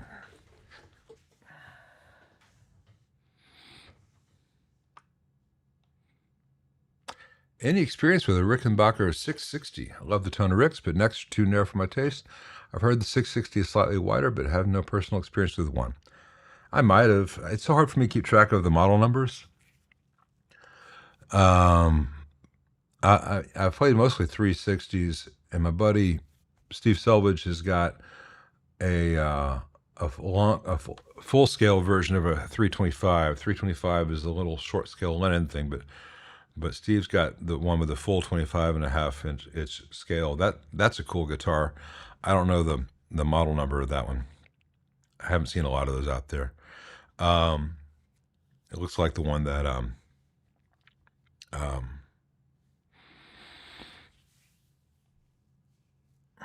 Mike Campbell uses. But I think the 660 is like, I think I've seen Jim from the Smithereens play one, and it has like the cresting wave body, but it's very modern, like walnut and black hardware. I didn't care for it visually. I've not tried one. Yeah, the neck is an odd thing on Ricks. Pardon me, on Ricks. The sound is often worth it, but for me, it's all about the 330 and the 360. So.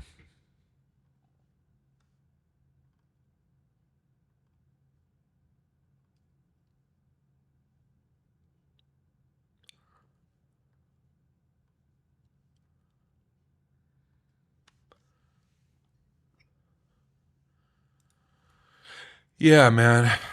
Cat's music journey. You learn how to get everything dialed in the way you want. You know, it's like I was talking to someone the other day. When you see my bench videos, or even this video here, I'm in a really bright space. It doesn't look like it here because I don't want you guys to be subjected to like it can be like an OR in here, and I don't want you guys to feel like you're going to the dentist. So in order to give a very casual, I hope, warm, welcoming look on the bench, it's actually really mega bright in here. I go to a lot of trouble to make it look like we're just, flying casual. I certainly don't want anyone second guessing me. Look, I'll tell you what, you get oh, my joke would have worked if I could have remembered his name. the cinematographer I love, who does all the Coen Brothers stuff, and did anyway.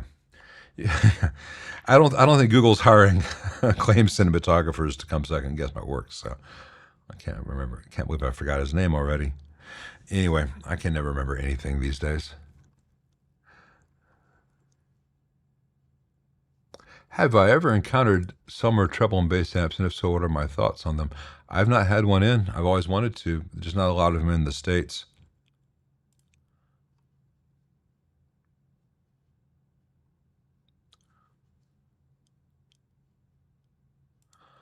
I don't know all the particulars of the SB12, Brett. By the way, Brett, I need to give you a call. Your amp's done. We need to get that reunited with your super bass. Super bass. Roger Deakins, thank you. Thank you, Brad. Yeah. If Roger Deakins wants to come over here and second guess my pathetic little attempts at cinematography and lighting, he is more than welcome to. But unless you're at that level, sit on it, Ralph. I got this. So.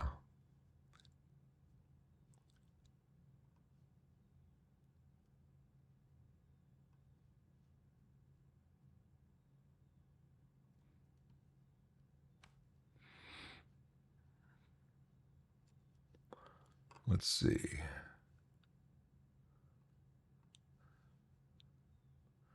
Everybody's agreeing with me so much that it's hard for me to find the next question. At least I'm not doing the thing I do on some of these streams. I'll watch these things back and I'll be looking for the question. I'll be going, I look like such a moron. I always try to remember I'm on camera. Hey, Grandma. How does the cathode bypass gap affect the gain for a preamp triode? Can it actually increase gain at some frequencies, or does it only attenuate?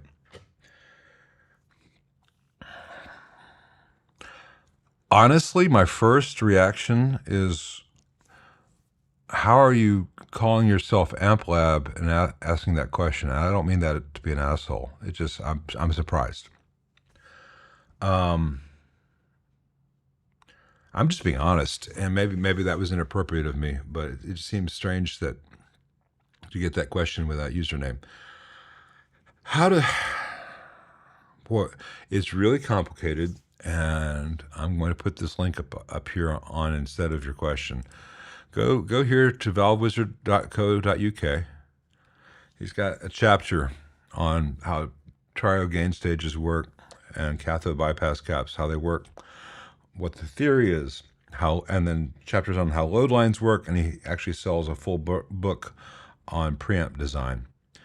You need to have a thorough grounding in all these things before any answer I gave here could make sense, because that's the real answer.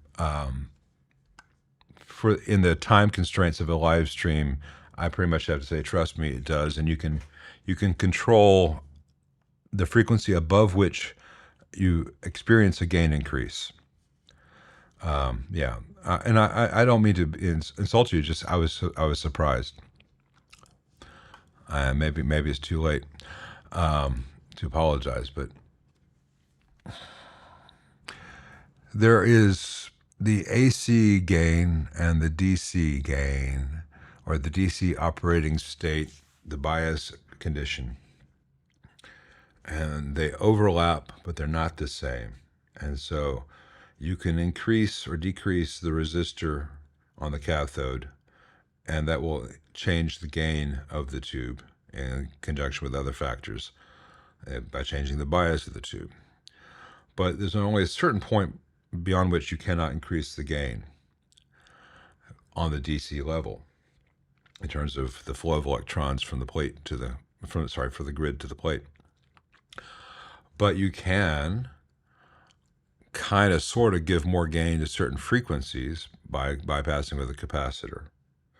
And with a smaller capacitor, then frequencies above X point, which are determined by the mu of the valve and the resistance of the plate resistor and the resistance of the cathode resistor in parallel with the cathode bypass cap, you can say, all right, everything above 80 hertz is going to be full gain, and everything below 80 hertz drops off at 3 dB an octave or 6 dB an octave.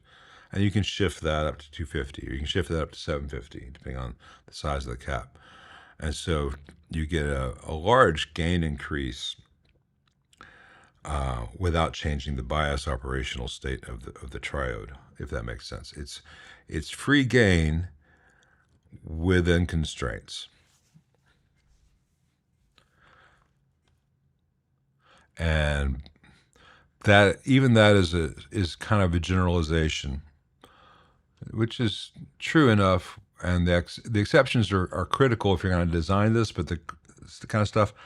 But the exceptions are not critical to the understanding of most players.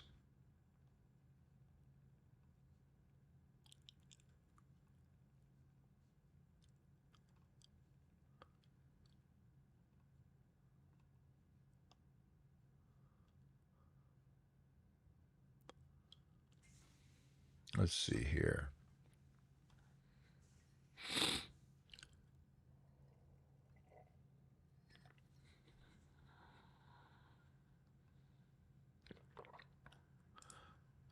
Thanks, Cat's Music Journey. Appreciate that. Any thoughts on AGC amps from the 60s? I don't know AGC amps. I have no thoughts on them. Sorry.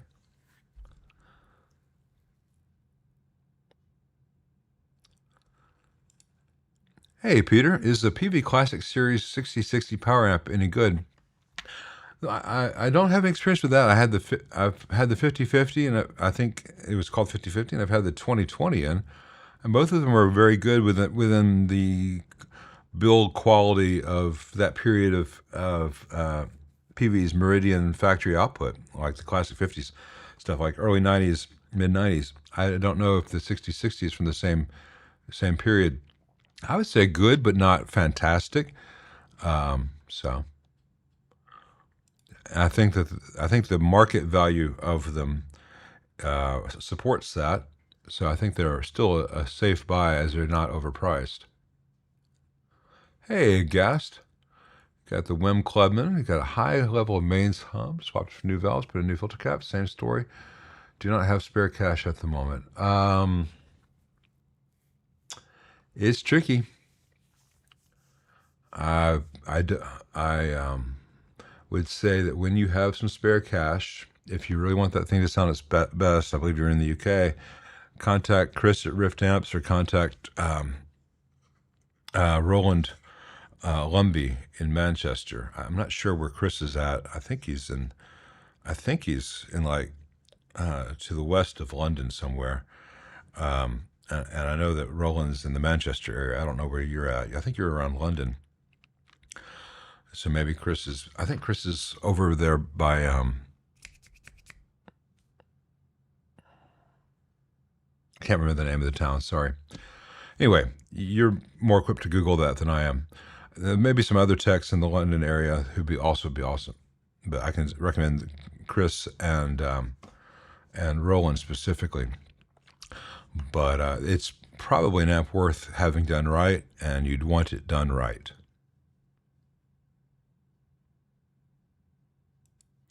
And I understand the spare cash thing.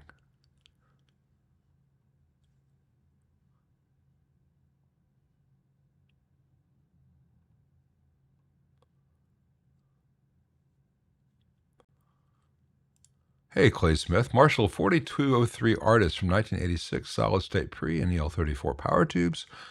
Bias very cold from factory, and direct transformers have bad reputation. Will changing bias resistor stress tranny? Yeah, it would. And it's not necessary. Keep it as designed. I don't think you need to worry about improving it. It is what it is. Let it be a good example of what it is, because they're making compromises that they got away with because they weren't drawing a ton of current. So keep it that way. It'll keep going.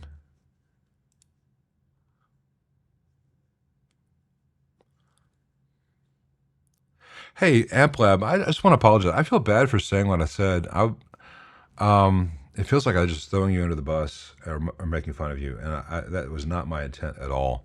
I don't know. You got me in a. I was a little too candid. You're a little too candid. I see a lot of channels with amp this and the tech that out there, and I get a little jaundiced, and I think that it was inappropriate of me to say that, and I apologize. It was not aimed at you, but you brought it forth because of trends on YouTube.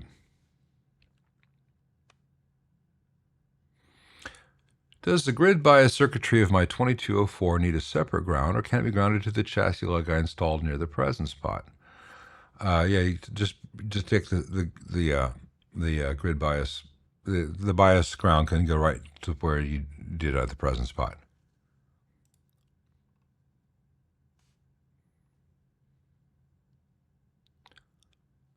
Any advice for a first-time Princeton kit build? Stay completely vanilla or go with some kind of Rob Robinette's mods? Build it totally vanilla first. You're right, jaded. I was reaching for a word, and I got as far as the consonant. Yeah. Thank you, Todd. I've got a lot of things here. It's hard for me to keep track of everything. I would build it exactly as Leo built it, and see how you like it. And then if you want to make any changes, make one change at a time. Don't ever buy something with the intention of making broad sweeping changes to it, because that's an indication that you really should not buy that. You should get something else that doesn't need all those changes to get there. And a stock Princeton reverb sounds fantastic. And not all of the mods that Rob has for that amp will sound fantastic to every player. And they're very specific little tweaks for very specific preferences. And what you may love, another person may hate. But until you've played the stock amp for a while, you won't know whether it's worthwhile to make any changes. We'll put it this way.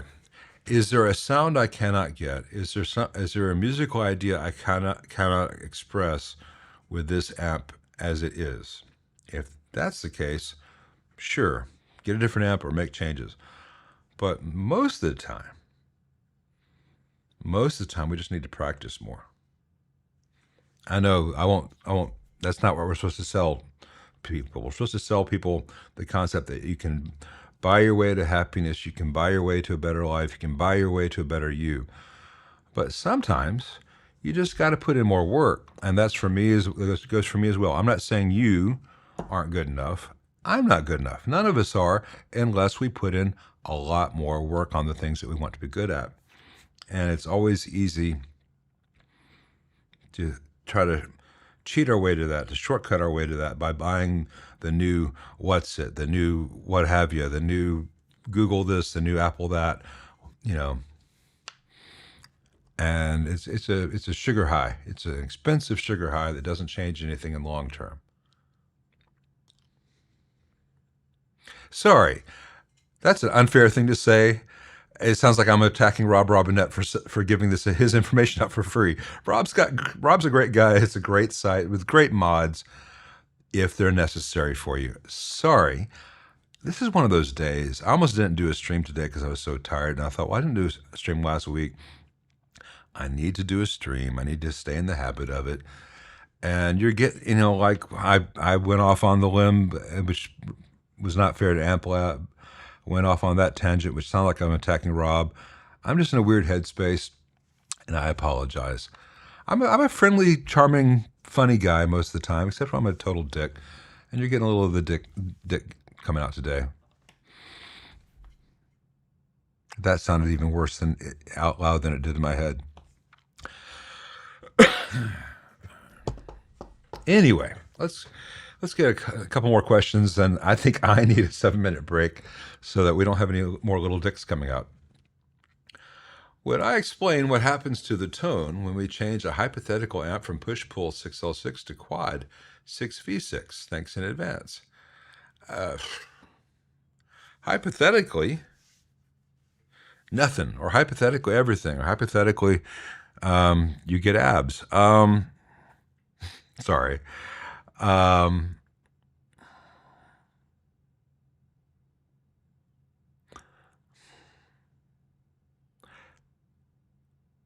in a perfect world, really, you wouldn't have much difference between the two. Except that it takes more space to have four 6v6s versus two 6L6s. So most people would rather have a smaller amp than a bigger amp. And when you have, because a 6L6 and a 6v6 take up the same amount of real estate on a chassis, to have four of them, you've got to have your amp longer. And then we're back to the joke from just a second ago. I would say that it's much ado about nothing, and you'd probably be better off just having two 6L6s than four 6v6s. And there's a reason there aren't a lot of quad 6v6 amps out on the market, is because you'd be spending all that time, adding more components, adding more sockets, with more tubes, taking up more real estate to achieve what two 6L6s will give you. The sound will be different between 6L6 and 6v6s. And if you were directly comparing them, yeah, you'd hear a difference. But if you heard a recording of one, you might not automatically say, "Oh, that's definitely the 6L6, or that's definitely the 6v6." There's so many other ways to make to impact the low end or the mid range. Simplicity is good, so I'd rather have two of something than four of something if possible.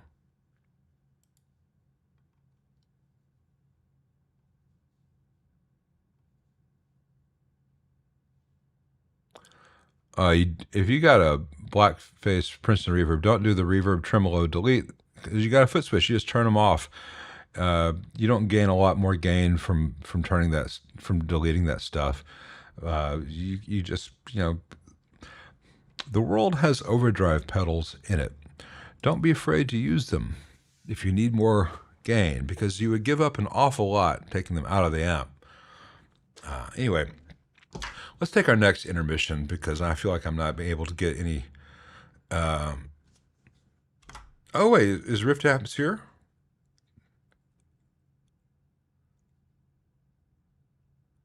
Is Chris on here? I don't see it. Okay. I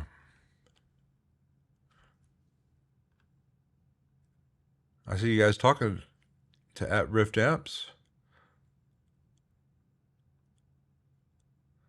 but I don't see Chris being here. Oh wait, okay. You're roughly an hour north of London, which for Brits is long distance. Hey Chris, thanks for joining us.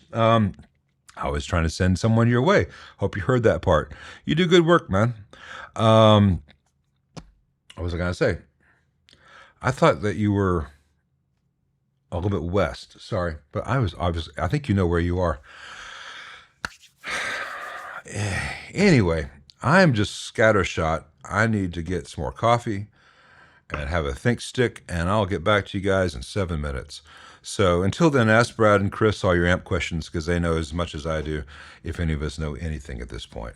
See you in a little bit.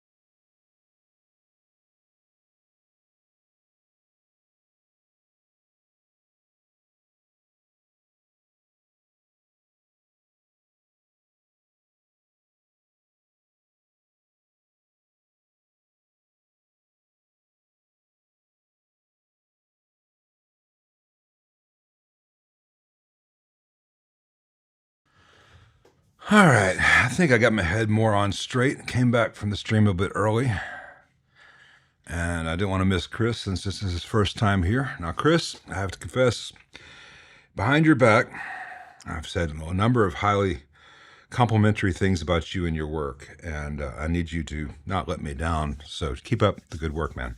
Thanks for joining us. Let's see. Next question, and I can't believe how scattershot my mind was earlier, about 15 minutes ago. I feel a lot better now. Let's see, where were we in the next question? Mojitone kits are quite good. It's always going to depend on who's doing the build.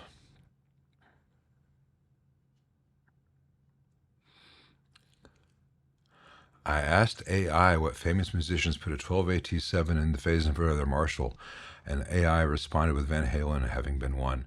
Well, if you go through all the Van Halen interviews ever given, you'd have like 37 different ways to fuck up your Marshall, because he loved to bullshit with interviewers. He just flat out lied because he got bored with the same questions, and he would just put out any bullshit that made him giggle. You know, if you follow all his advice from 83, your amp blows up in one way. You follow his advice from 78, blows up in a different way. You know, again, if you want to sound like Van Halen, play like a motherfucker and turn the amp up and let it stay out of your way.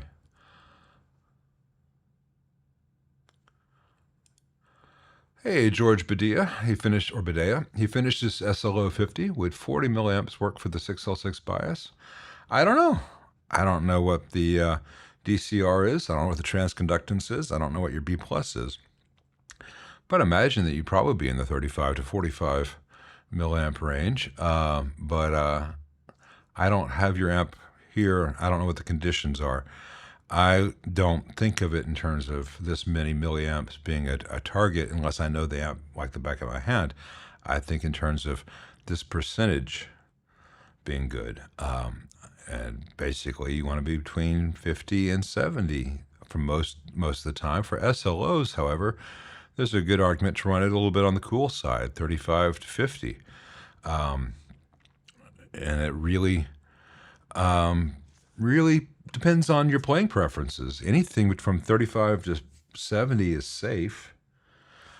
Traditionally, for the SLO kind of thing, you want to be towards the cooler end of things. You'd be surprised by how low you can go and still sound very good. The output section of an SLO stays very clean, and that's part of the sound of that amp. You can also run it like it's not an SLO. You can bias it 65% and get a little bit of grit out of the output.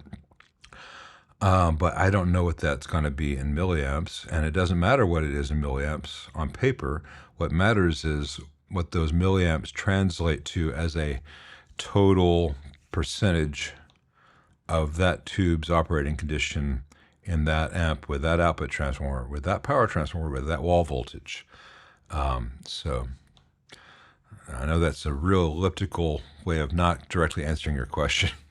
Sorry, but it's true.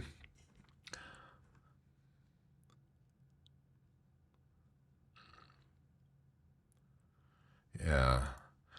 Well, I don't apologize very often, but when I do, I'm fucking awesome at it. You know, I felt I owed him an apology. It's really easy to be the only person with a microphone and say whatever you think, and then you're like, you know, I really shouldn't have said that. I don't know why I said that. 90 times out of 91 times, I would not have said anything. This time I did, and I'm like, fuck, why did I do that? I know why, and I think I articulated it. I see bullshit, and I don't think AmpLab here is committing that bullshit, but it just triggered that. And I see so much bullshit on YouTube and the internet in general. I get really, really sick of it, and let's let that go. I think you know what I mean, AmpLab, and I'm sorry that you were my scapegoat there. Whipping boy, which is another bad phrase these days. Let's see.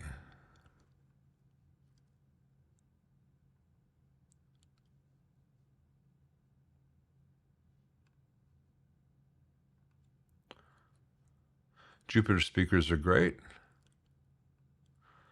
21-year-old life coaches. Man, Alex, I've been getting into cameras, as some of you guys know, for photography. And you get on camera YouTube, and the number of 23-year-old trust fund kids walking around with $8,000 Leicas on their neck saying, hey, this is the best thing ever. This is a great everyday carry thing. I'm like, fuck you, man. Fuck you.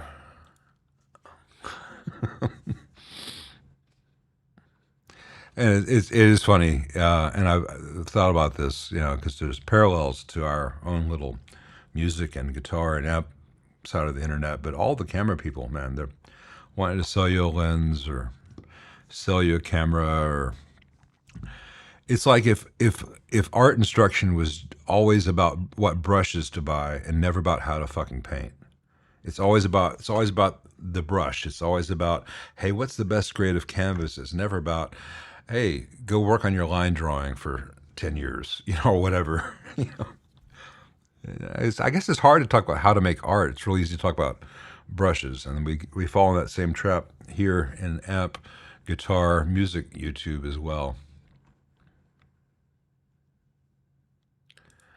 Gooden, he goes for that highfalutin, highbrow, intellectual, early 70s Scandinavian porn.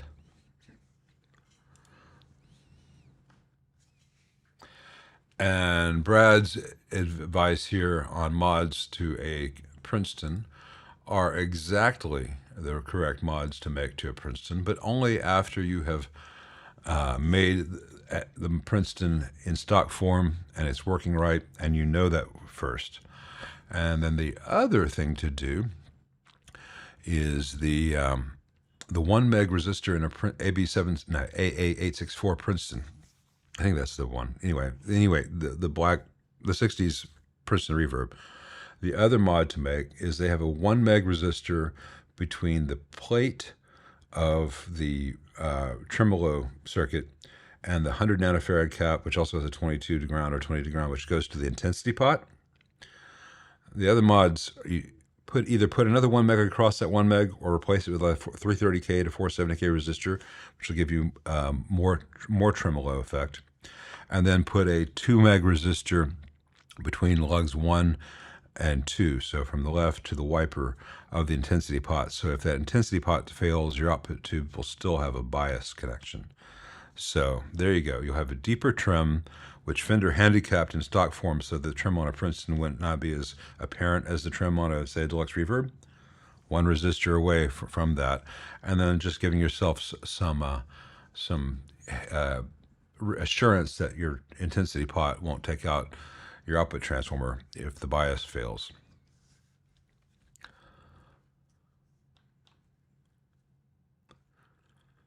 Beyond that, play the damn thing. Make sure you have the right speaker. Remember, it's real easy to be unhappy with an amp, thinking that it's a bad amp. You just got the wrong speaker. It makes all the difference. At the end of the day, everything we're doing with amps, with pickups, with picks, is to make that speaker move. And if we're doing all that to make the wrong speaker operate, we're going to get the wrong sound.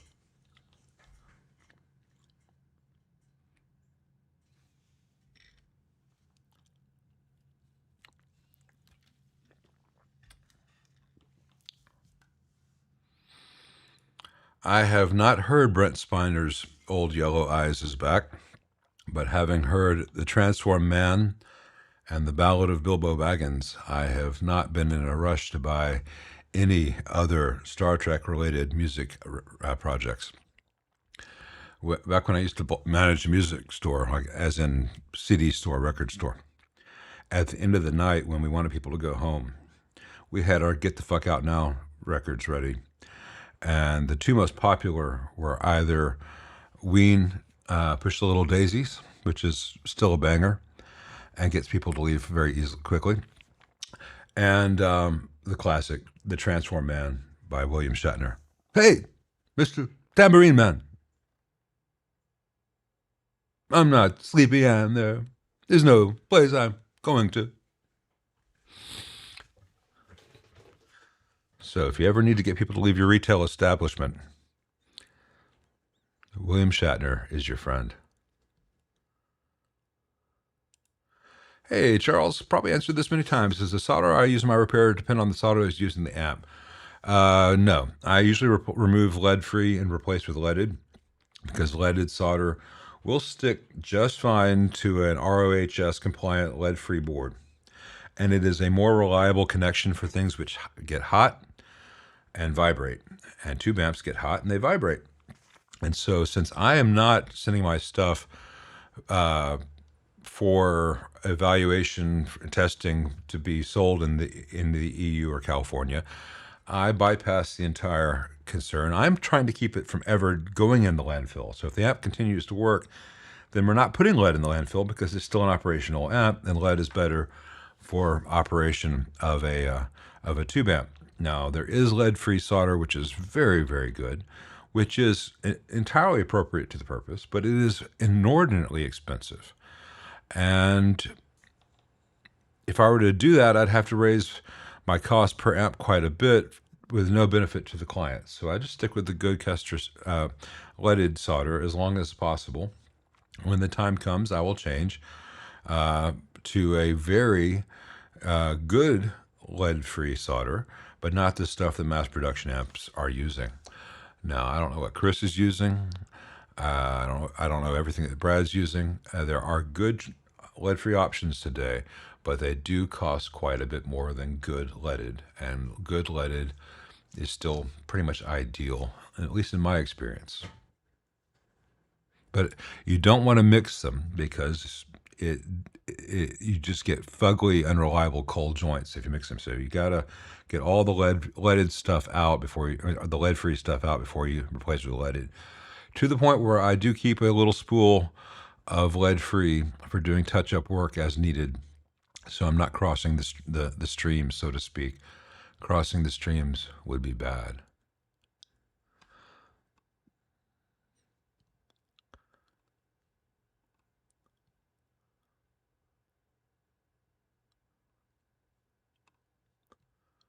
I'm glad that they go to you guys for the Lazy J's and the Mesas. Means they're heading opposite directions from me. Yeah, I saw, Chris, I saw that you put up the Let's Build a Trainwreck video this morning. I haven't had a chance to watch it yet, but I probably will. I most likely will. And I suggest that all of you go watch that after this video.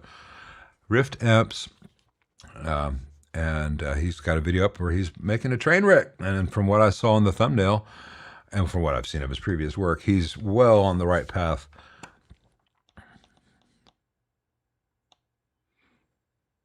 As he knows. I don't look nearly as jaundiced. I wish I had a photo of me right before the 2 days before I was rushed into the hospital for gallbladder surgery. I wake up in the morning, I walk to the kitchen, my daughter was with us that weekend. She said, "Daddy, why are you orange?" I mean, I looked like an Oompa Loompa, or who shall not be named. I do have a photo of it somewhere. I don't have it handy, but my skin was orange. My eyes were yellow. I looked like I was about to keel over dead. It's never a good thing when you go to see the gastrointestinal specialist and they walk in, and they look at you and they say, I'm sorry, just 1 minute. And they leave, and 10 minutes later they come back with like 18 medical students who are all taking notes because you are the classic example of someone who has jaundice from a failing gallbladder, who's probably like 3 days away from dying. And they need to know what this looks like so that they can recognize it. That was me. I could replicate it here if I changed the color temperature of this light, but I was doing it in any lighting. It was not a good feeling. What's the most common reason for volume drops? Well, you could be doing reggae, in which case it's popular to drop it on the 1. But there is not a common reason for, there's not a single common reason. Do you mean that the entire amp is dropping in level then coming back, or the entire amp drops to a lower level after a certain time period, or that there's a little intermittent drops? Give me some more information. I might be able to help you out a bit more.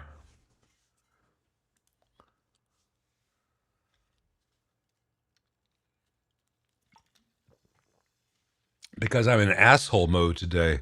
Yeah, and if I was inclined to say the most common reason for volume drops is using new old stock tubes because they're unreliable. But as you know, they can be fantastic. But I don't think that's probably your issue.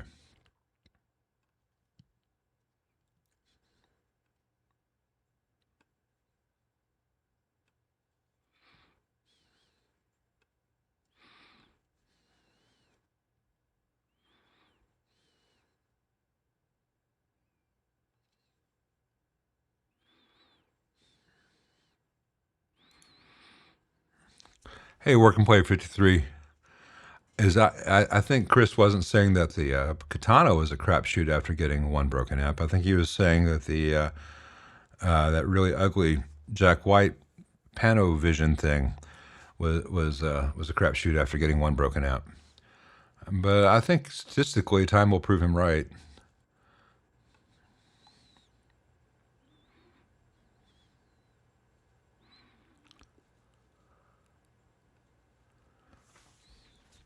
KEH has great prices on cameras and accessories. Well, everyone on YouTube says KEH and BNP have great used prices, and I look on their prices, and they're always $100 to $200 higher than anything on eBay, except for those. Let's stick it up there and see if any idiot falls for it. Prices you get on some eBay listings. So I understand what KEH and BNP offer in terms of inspections and limited warranties, and that you get some assurance you're getting something that will actually work. But I'm not seeing the low prices. People are like, "Hey, I got this great camera for $250 on B&H or BMP or KH," and then you go to that site and you look at that same model, it's like $700. You know, $450 to $700 is the actual range. They waited a year and a half to find one for $250, and they make a video about that. Or they did. They were at $250 to make a video, and then because they put a video out, everything goes. Yeah. It's frustrating.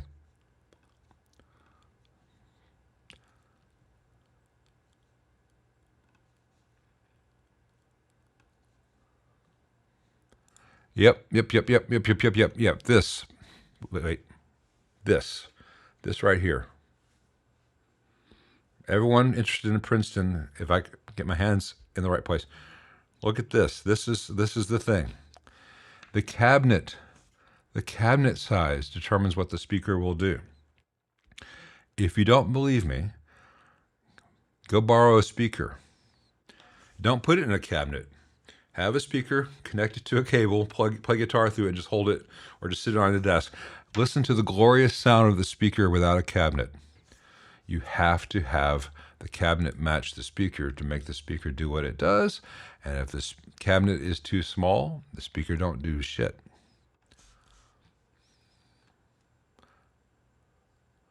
That's right. Spock did the Bilbo tune, which is truly horrible, almost as bad as the second and third Jackson films.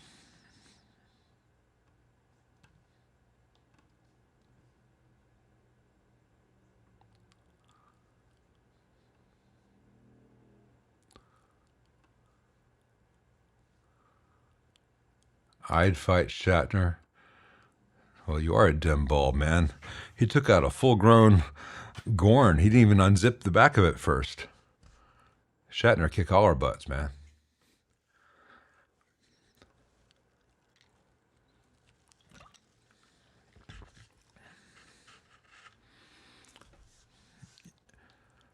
Yeah, Brad put up a link to some expensive, good lead-free solder. Just remember that the good stuff is very expensive, and most mass production amps are not using the good stuff because it is expensive. Thanks, man. Well, I'm still a long ways from where I used to be or where I want to be. The gallbladder thing really set me back a lot. Aside from being just shagadelic right now, I'm still need to lose about 40 pounds. But, I'm not dying or full of bile, other than my invective earlier in the chat. The bile ebbs and flows, but it's purely emotional. Yeah, Brad saw me on the verge of yellow death. Yeah, I was not looking my best.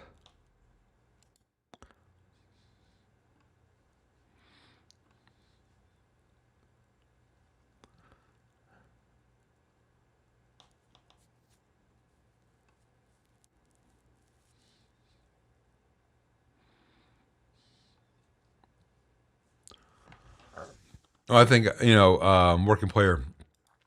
I did say in my stream that I thought Chris might have jumped the shark, not jumped the shark, jumped the gun a little bit, speculating about that amp model, the Reverb, based on one fail. I think he's right in the long term that it's likely to be as badly built as their other current amps, but I thought it was a little bit of speculation. But we all speculate to know a little bit. We extrapolate based on our previous experiences. It's why, hey, every stove I've ever touched in my life has burnt me. I've never seen this stove before. It's glowing red. Shall I touch it and find out if this one burns me too? So there's speculation and this, past experience. And sometimes it's hard to separate them, but most of us err on the side of not touching a hot stove. Even if we don't know for a philosophical provable fact that every hot stove will hurt us, we go with that assumption. It keeps us mostly unburned.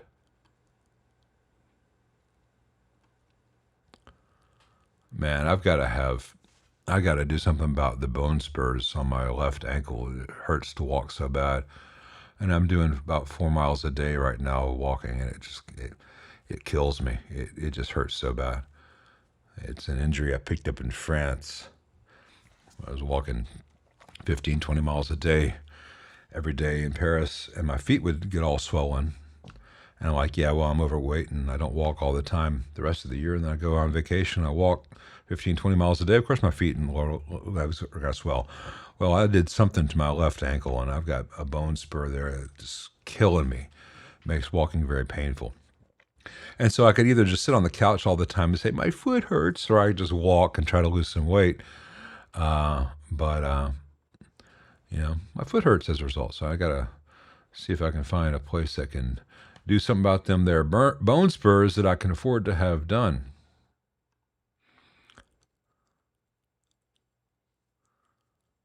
Holy cow, we are actually caught up with the chat.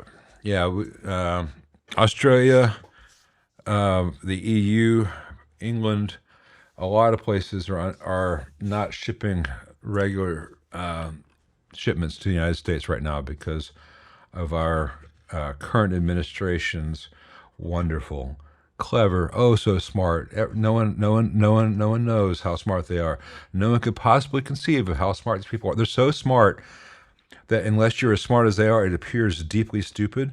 It is next level. It's like 18th dimensional chess, where the stupid circles back around to being so smart and then circles to stupid again. And you think, okay, well, it's stupid. It's just dumb stupid. But they've assured us that it's going to circle all the way back to being very, very clever.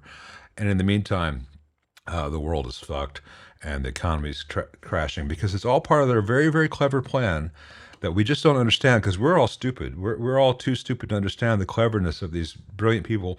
Like The Economist doesn't understand them. The Wall Street Journal doesn't understand them. No reputable higher educational facility that teaches economics understands it. Of course, they're cutting funding to all these places because no one can really understand the genius of this one man. This one man is so smart that we just cannot conceive of it. And I think we're all going to be pretty much fucked for a while because he's just too fucking smart for our own good. I'm going to turn that so that glare is not there. I think, well, What do I grab for a? I would not build a train wreck build myself. If Chris is still here, ask him what he's using, or see his video after this. But I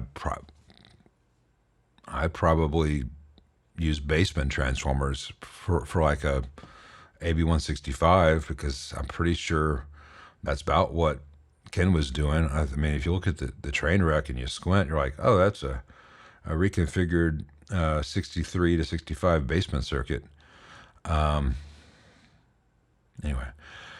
I'm gonna do something unusual. I'm feeling anxiety, and I know what it is. I need a cigarette, and I'm gonna step outside, take one more 7-minute intermission, and then come back, and we're just gonna hang for a little bit because we're through most of the amp questions this time. It's an odd energy today. I'm bringing the odd energy. I'm gonna dial it back a little bit, but I want to yell at the screen because of everything that's going on in the country right now, and everything that's going on with censorship, and everything that's going on with the fucking National Guard. And that's not why you guys are here. You guys can say anything you want about this in the chat, but I don't need to bring the stream in that direction. So I'm going to step outside and chill for a second. We'll come back. We'll talk about fun things, because we need fun things, right? We need more fun, but everyone needs to be entertained. Are you not entertained?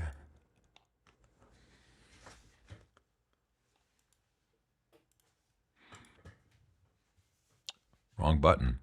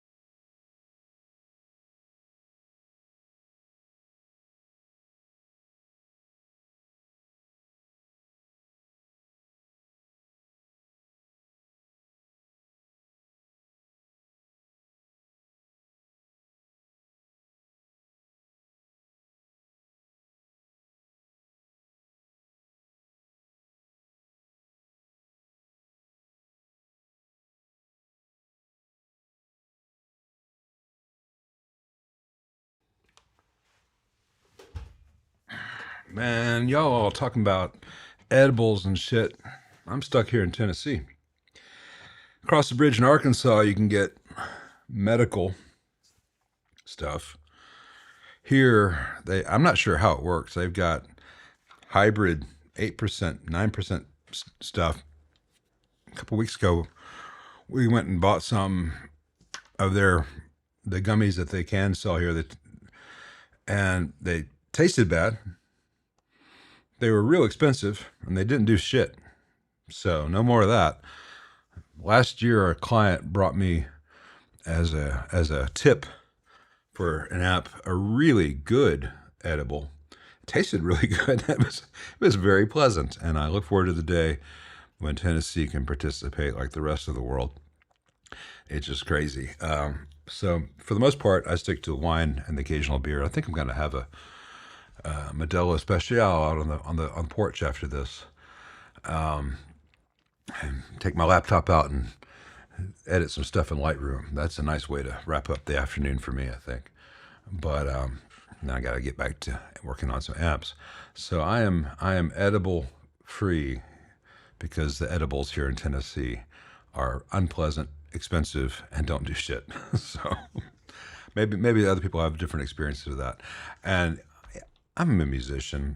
I work on amps. I could spend 5 minutes calling a few clients and have the other stuff here, but it's not worth the potential legal headache.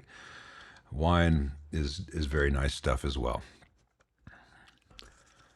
Let's see, anything I think you use Stancore, but if you look at what the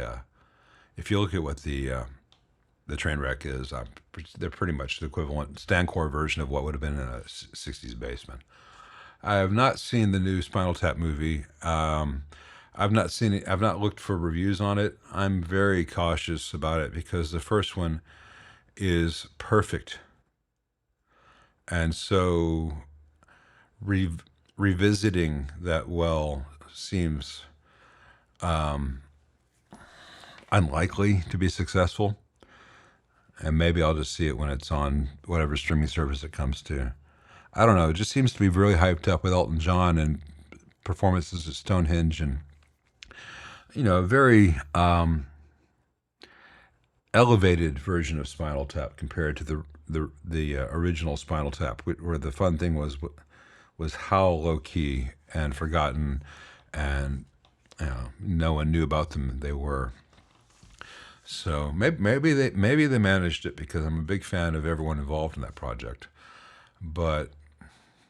Even the best of the best are susceptible to money, and maybe the potential for making a lot of money overcame good judgment.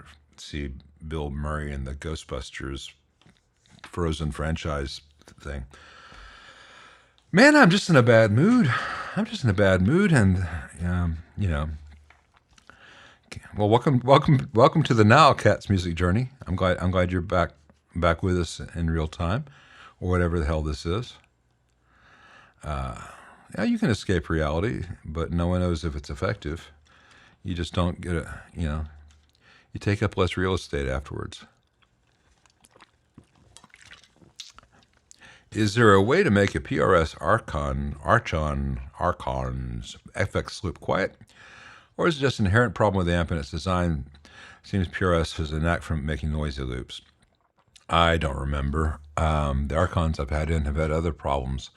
I don't remember if I did anything with the effects loop. I didn't think they were very good sounding or very well built amps. But it would not surprise me.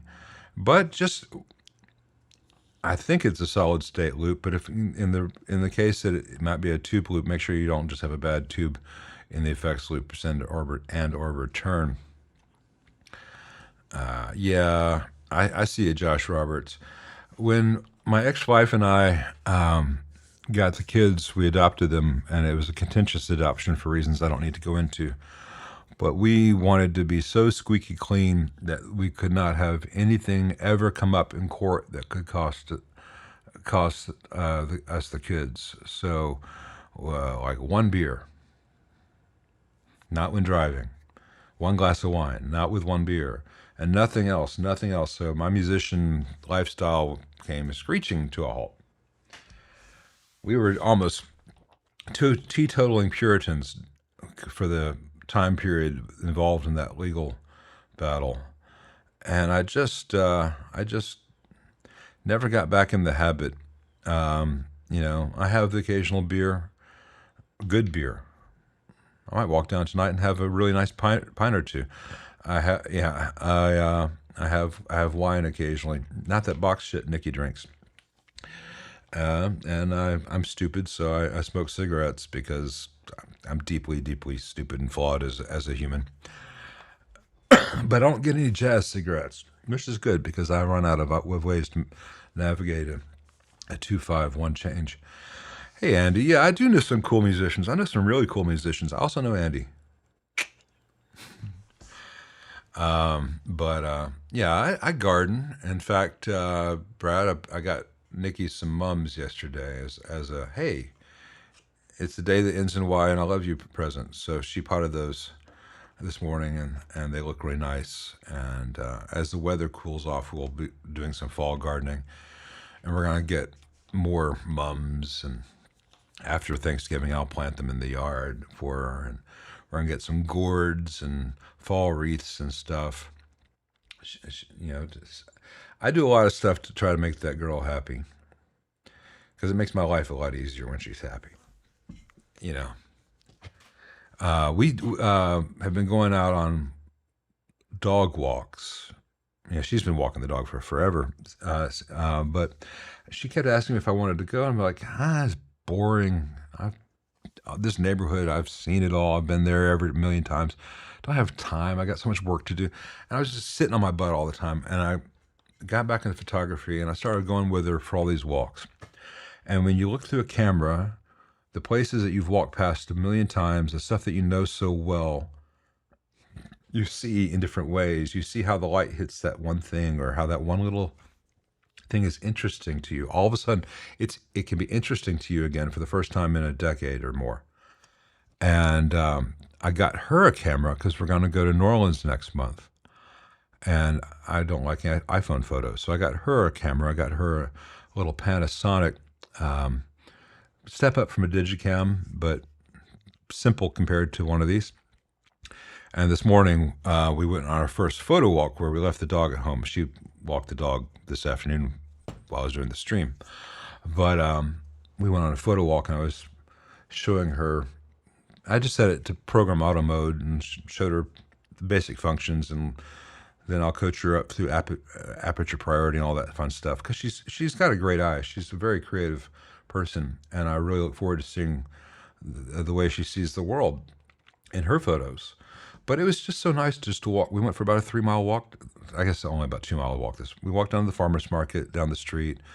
Got picked up some tamales and an empanada for us for lunch. We had that when we got back. We just walked through the neighborhood, taking pictures together. And it was just a really wonderful way to spend time together. Mark Lawrence, dude, I really, really have enjoyed your photos on Flickr. I don't comment on the photos in Flickr because it's like talking about photos is dancing about architecture, but I've really enjoyed seeing your photos.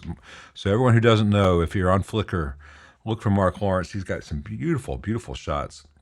He's working that Canon, man. He's making it really work.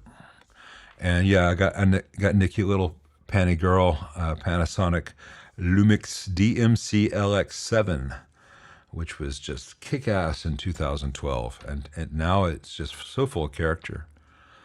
Yeah, so I really enjoy your photos, Mark. You need to get more up there. Go take some more. Just go out there and get some more cool vistas of those amazing landscapes, because I'm sure that's your everyday experience. Just walking through ruins of old abbeys and sweeping coastal expanses, as opposed to going to the grocery store like the rest of us. But let's see. You walk your kid to and from school every day. You're so lucky to be able to do that. You're lucky to do that for a multitude of reasons, Stephen. And it's good that you know that. That's fantastic. Man. Brad walked about 10 kilometers last night on the way home after 10,000 beers.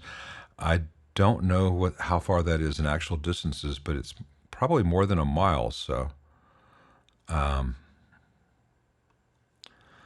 we're not going to get into the National Guard stuff today, Gooden. If the time comes, we'll get into that. Maybe they'll fill our potholes and get some use out of them. Hey, RJ, interested in my thoughts on bias balance circuits? Been buying matched tubes that are 2 to 3 milliamps difference in biasing. Thoughts? Within a range of 10%, if you don't hear a hum, they're close enough in terms of safety, in terms of operational. Now, you may prefer the sound exactly mismatched by 6% or exactly matched or mismatched by 9%, whatever. If you're not hearing hum in the output, they're close enough because they're close enough that you have common mode cancellation. Anything beyond that is gravy. I wouldn't worry about bias matching too much. I don't like dual bias controls in terms of tube A, tube B, or tube pair A, pair B, because it's a push me pull you end up chasing your tail. It's really, really difficult to get there. I like some implementations, like when I add the bias level control to a bias balance pot in an old 70s Fender. I've got one pot that does the balance and one pot that does the level, and moving one doesn't change the other. It's very simple. It's not really necessary, but it's simple. It means that you can have a mismatched pair of tubes and match them, but you don't need to have them precise. Thanks, Brad. Appreciate that. You don't need to do that, man. Though I am, I think, your highest paying member. I think I'm in the champagne and caviar club, and everyone else is like buying you a pint. So we'll just keep sending the same $20 back and forth to each other. Well, that's Australian 20. That's like $5. Thanks, man. Someday we'll have a pint together in person. Let's see.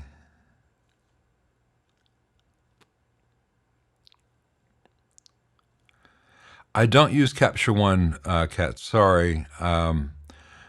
Used to make Capture One. That's cool. No, I use Lightroom because the newest version has got so many features that other apps just don't seem to have. And I had sworn off all the other Adobe stuff I ever used to use because I don't like them as a company. But Lightroom is so powerful. It's really almost a necessity. Let's see, 6 miles. Okay. Yeah, I see. I have the problem as I watch a lot of documentaries. I listen to a lot of documentaries with like David Attenborough, and it's always the lion weighs approximately 400 kilograms, and I'm like, what is that in weight? It can run up to 10 kilometers per hour. It's like, is that fast? I just never. I never can translate it in my head because I'm not a drug dealer. The only Americans who understand metric are drug dealers and doctors. So, all right. Trying to make sure I haven't missed any other questions. I've tried to quit. It is really, really difficult for me. Really difficult. I have never successfully quit. Does Nikki rag on me about smoking? She worries. She can't rag on me too much because we met because she bummed a cigarette off me, because back then she was a social smoker, in which case she liked to light one and wave it around. She never really smoked it. So that's how we met. She bummed a cigarette off me at a dive bar. But yeah, I should quit. And every time I do, it lasts about 3 days, and I'm ready to kill someone. Hey, Andy, I'm glad the audio advice helped. I'll be glad to give you some follow-up after that. Send me a link to your YouTube video, or is it just Andy Talamentis? I'll look for it and I'll listen to it. I'll check it out. I'll be glad to help you out. Yeah, I like doing this. I've been able to help a few other channels out because it's if you're good at something, share the knowledge. And I've been forced to get good at certain aspects of this. So ribs are the hardest things to smoke because it's so hard to get them lit. Gooden hates gardening. I like gardening. I like gardening in the spring and the fall, but when it's like, let's see, in your language, 35 degrees, it's not so much fun to be gardening. It feels like being on a chain gang, you know, working on the penitentiary. Any of you guys out there ever seen A Brother Where Art Thou? It starts with them out banging rocks on a dusty road in the hot Mississippi sun. That's what it's like in our backyard. Yeah, I need to check out DxO. I saw Ali from 2 Months One Cameras talking about DxO, and I need to check that out. It's so hard to keep up with all this stuff. Everything changes, and Lightroom works really well, and that's the only thing I'm paying Adobe for right now at the moment. So it's affordable, and it is a nice process. But I'll check out DxO, especially if you're saying it's good, Mark. I saw that Ali was using that, and I just do about anything she says because she's goddamn cute. I get intellectual crushes. I'm not prey to getting enamored with supermodels or 20-year-old movie stars. But when a smart, intelligent, age-appropriate woman has a presence online, sometimes I find myself just like, and I'm happily married, and Nikki knows that I've still got a pulse. She is just so charming and funny. 1 month, 2 cameras for you guys into photography. You want to see what I'm talking about? It's not that she's pretty, though she is that everything about her aura and how she presents herself is attractive in the true sense. And you know, she's happily married, with beautiful kids, and she documents the beautiful kids, and she loves photography, but she talks about the photography, not about the thing that you buy to get good at the world. You know, it's not about buying your way into a process, but it can be things that help you discover new things that you love to do, and I like that. Man, Aubrey Plaza would kill you in about 5 seconds, man. You wouldn't last that long. You're growing tomatillos. Oh, wow. The tomatillo baron. Have you met Bradford? He is the tomatillo baron of Imo Plains. You're going to need a lot of salsa verde at that rate, man. They tried to teach us the metric system in school, good. And I remember in, 75, 76, we were all being taught the metric system because we're all going to change over to the metric system. And then, like, next year, none of that was happening. And I still like, okay, a yard, I mean, a meter's a little bit more than a yard. So Chewbacca's like 10 feet tall, 7 feet tall. How does that convert? You know,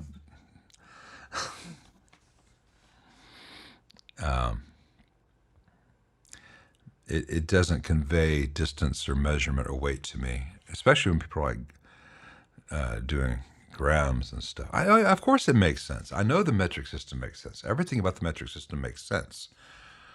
And the way everything divides, and even the, you know, I totally get it.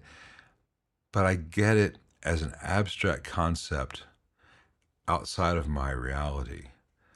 I know how many inches this is wide. I don't know, without getting my weird metric ruler out, how wide this is in centimeters. I can't look at this and say this is X, but I can look at this and say that's about 4.5 inches, 5 inches, whatever.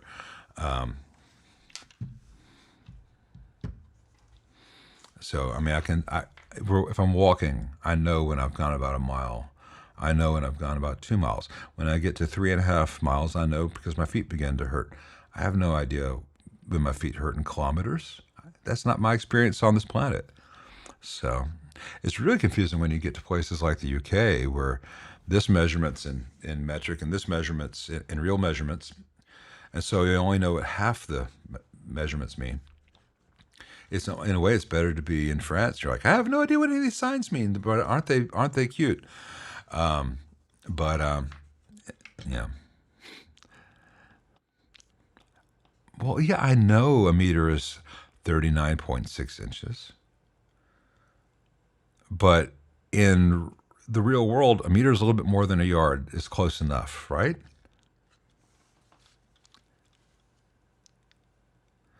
Yeah, the imperial system, which is what we use, gassed exclusively. We're still, I'm surprised we didn't get stuck with shillings and halfpence. But USU sizes of barleycorns, right? it's fantastic. I'm surprised that we didn't stick with was it pre-67 decimalizations? Was that when it came into the UK? But yeah, we're still on SAE Imperial, and you guys left the Imperial. Yeah, I run into Whitworths and BAs and all that stuff.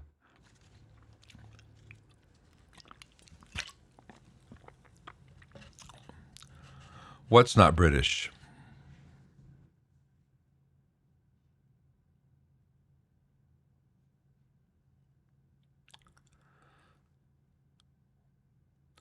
What's not British, Gast?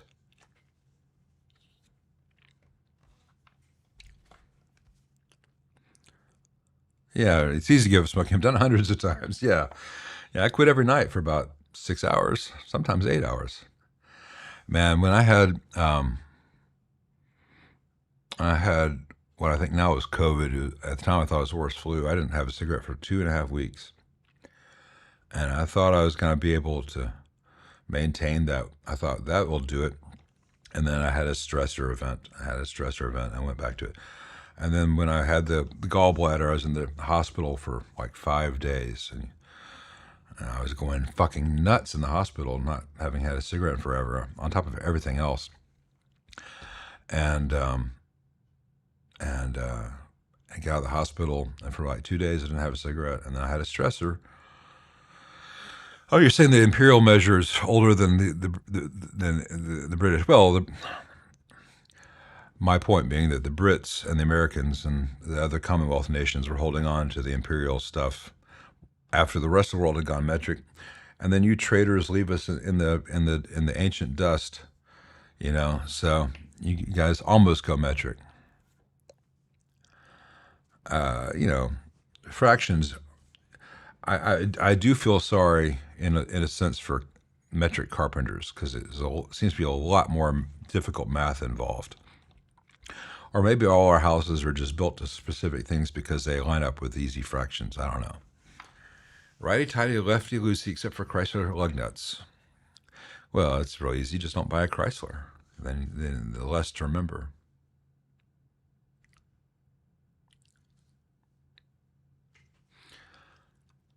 I guess by the time we're making fun of how dumb I am for not grokking the metric system, we've run out of things to say. I'm sorry for having been in such a weird headspace this stream. Usually I'm more on, or if I'm not quite on, I'm a little less vitriolic and full of bile. But here I is.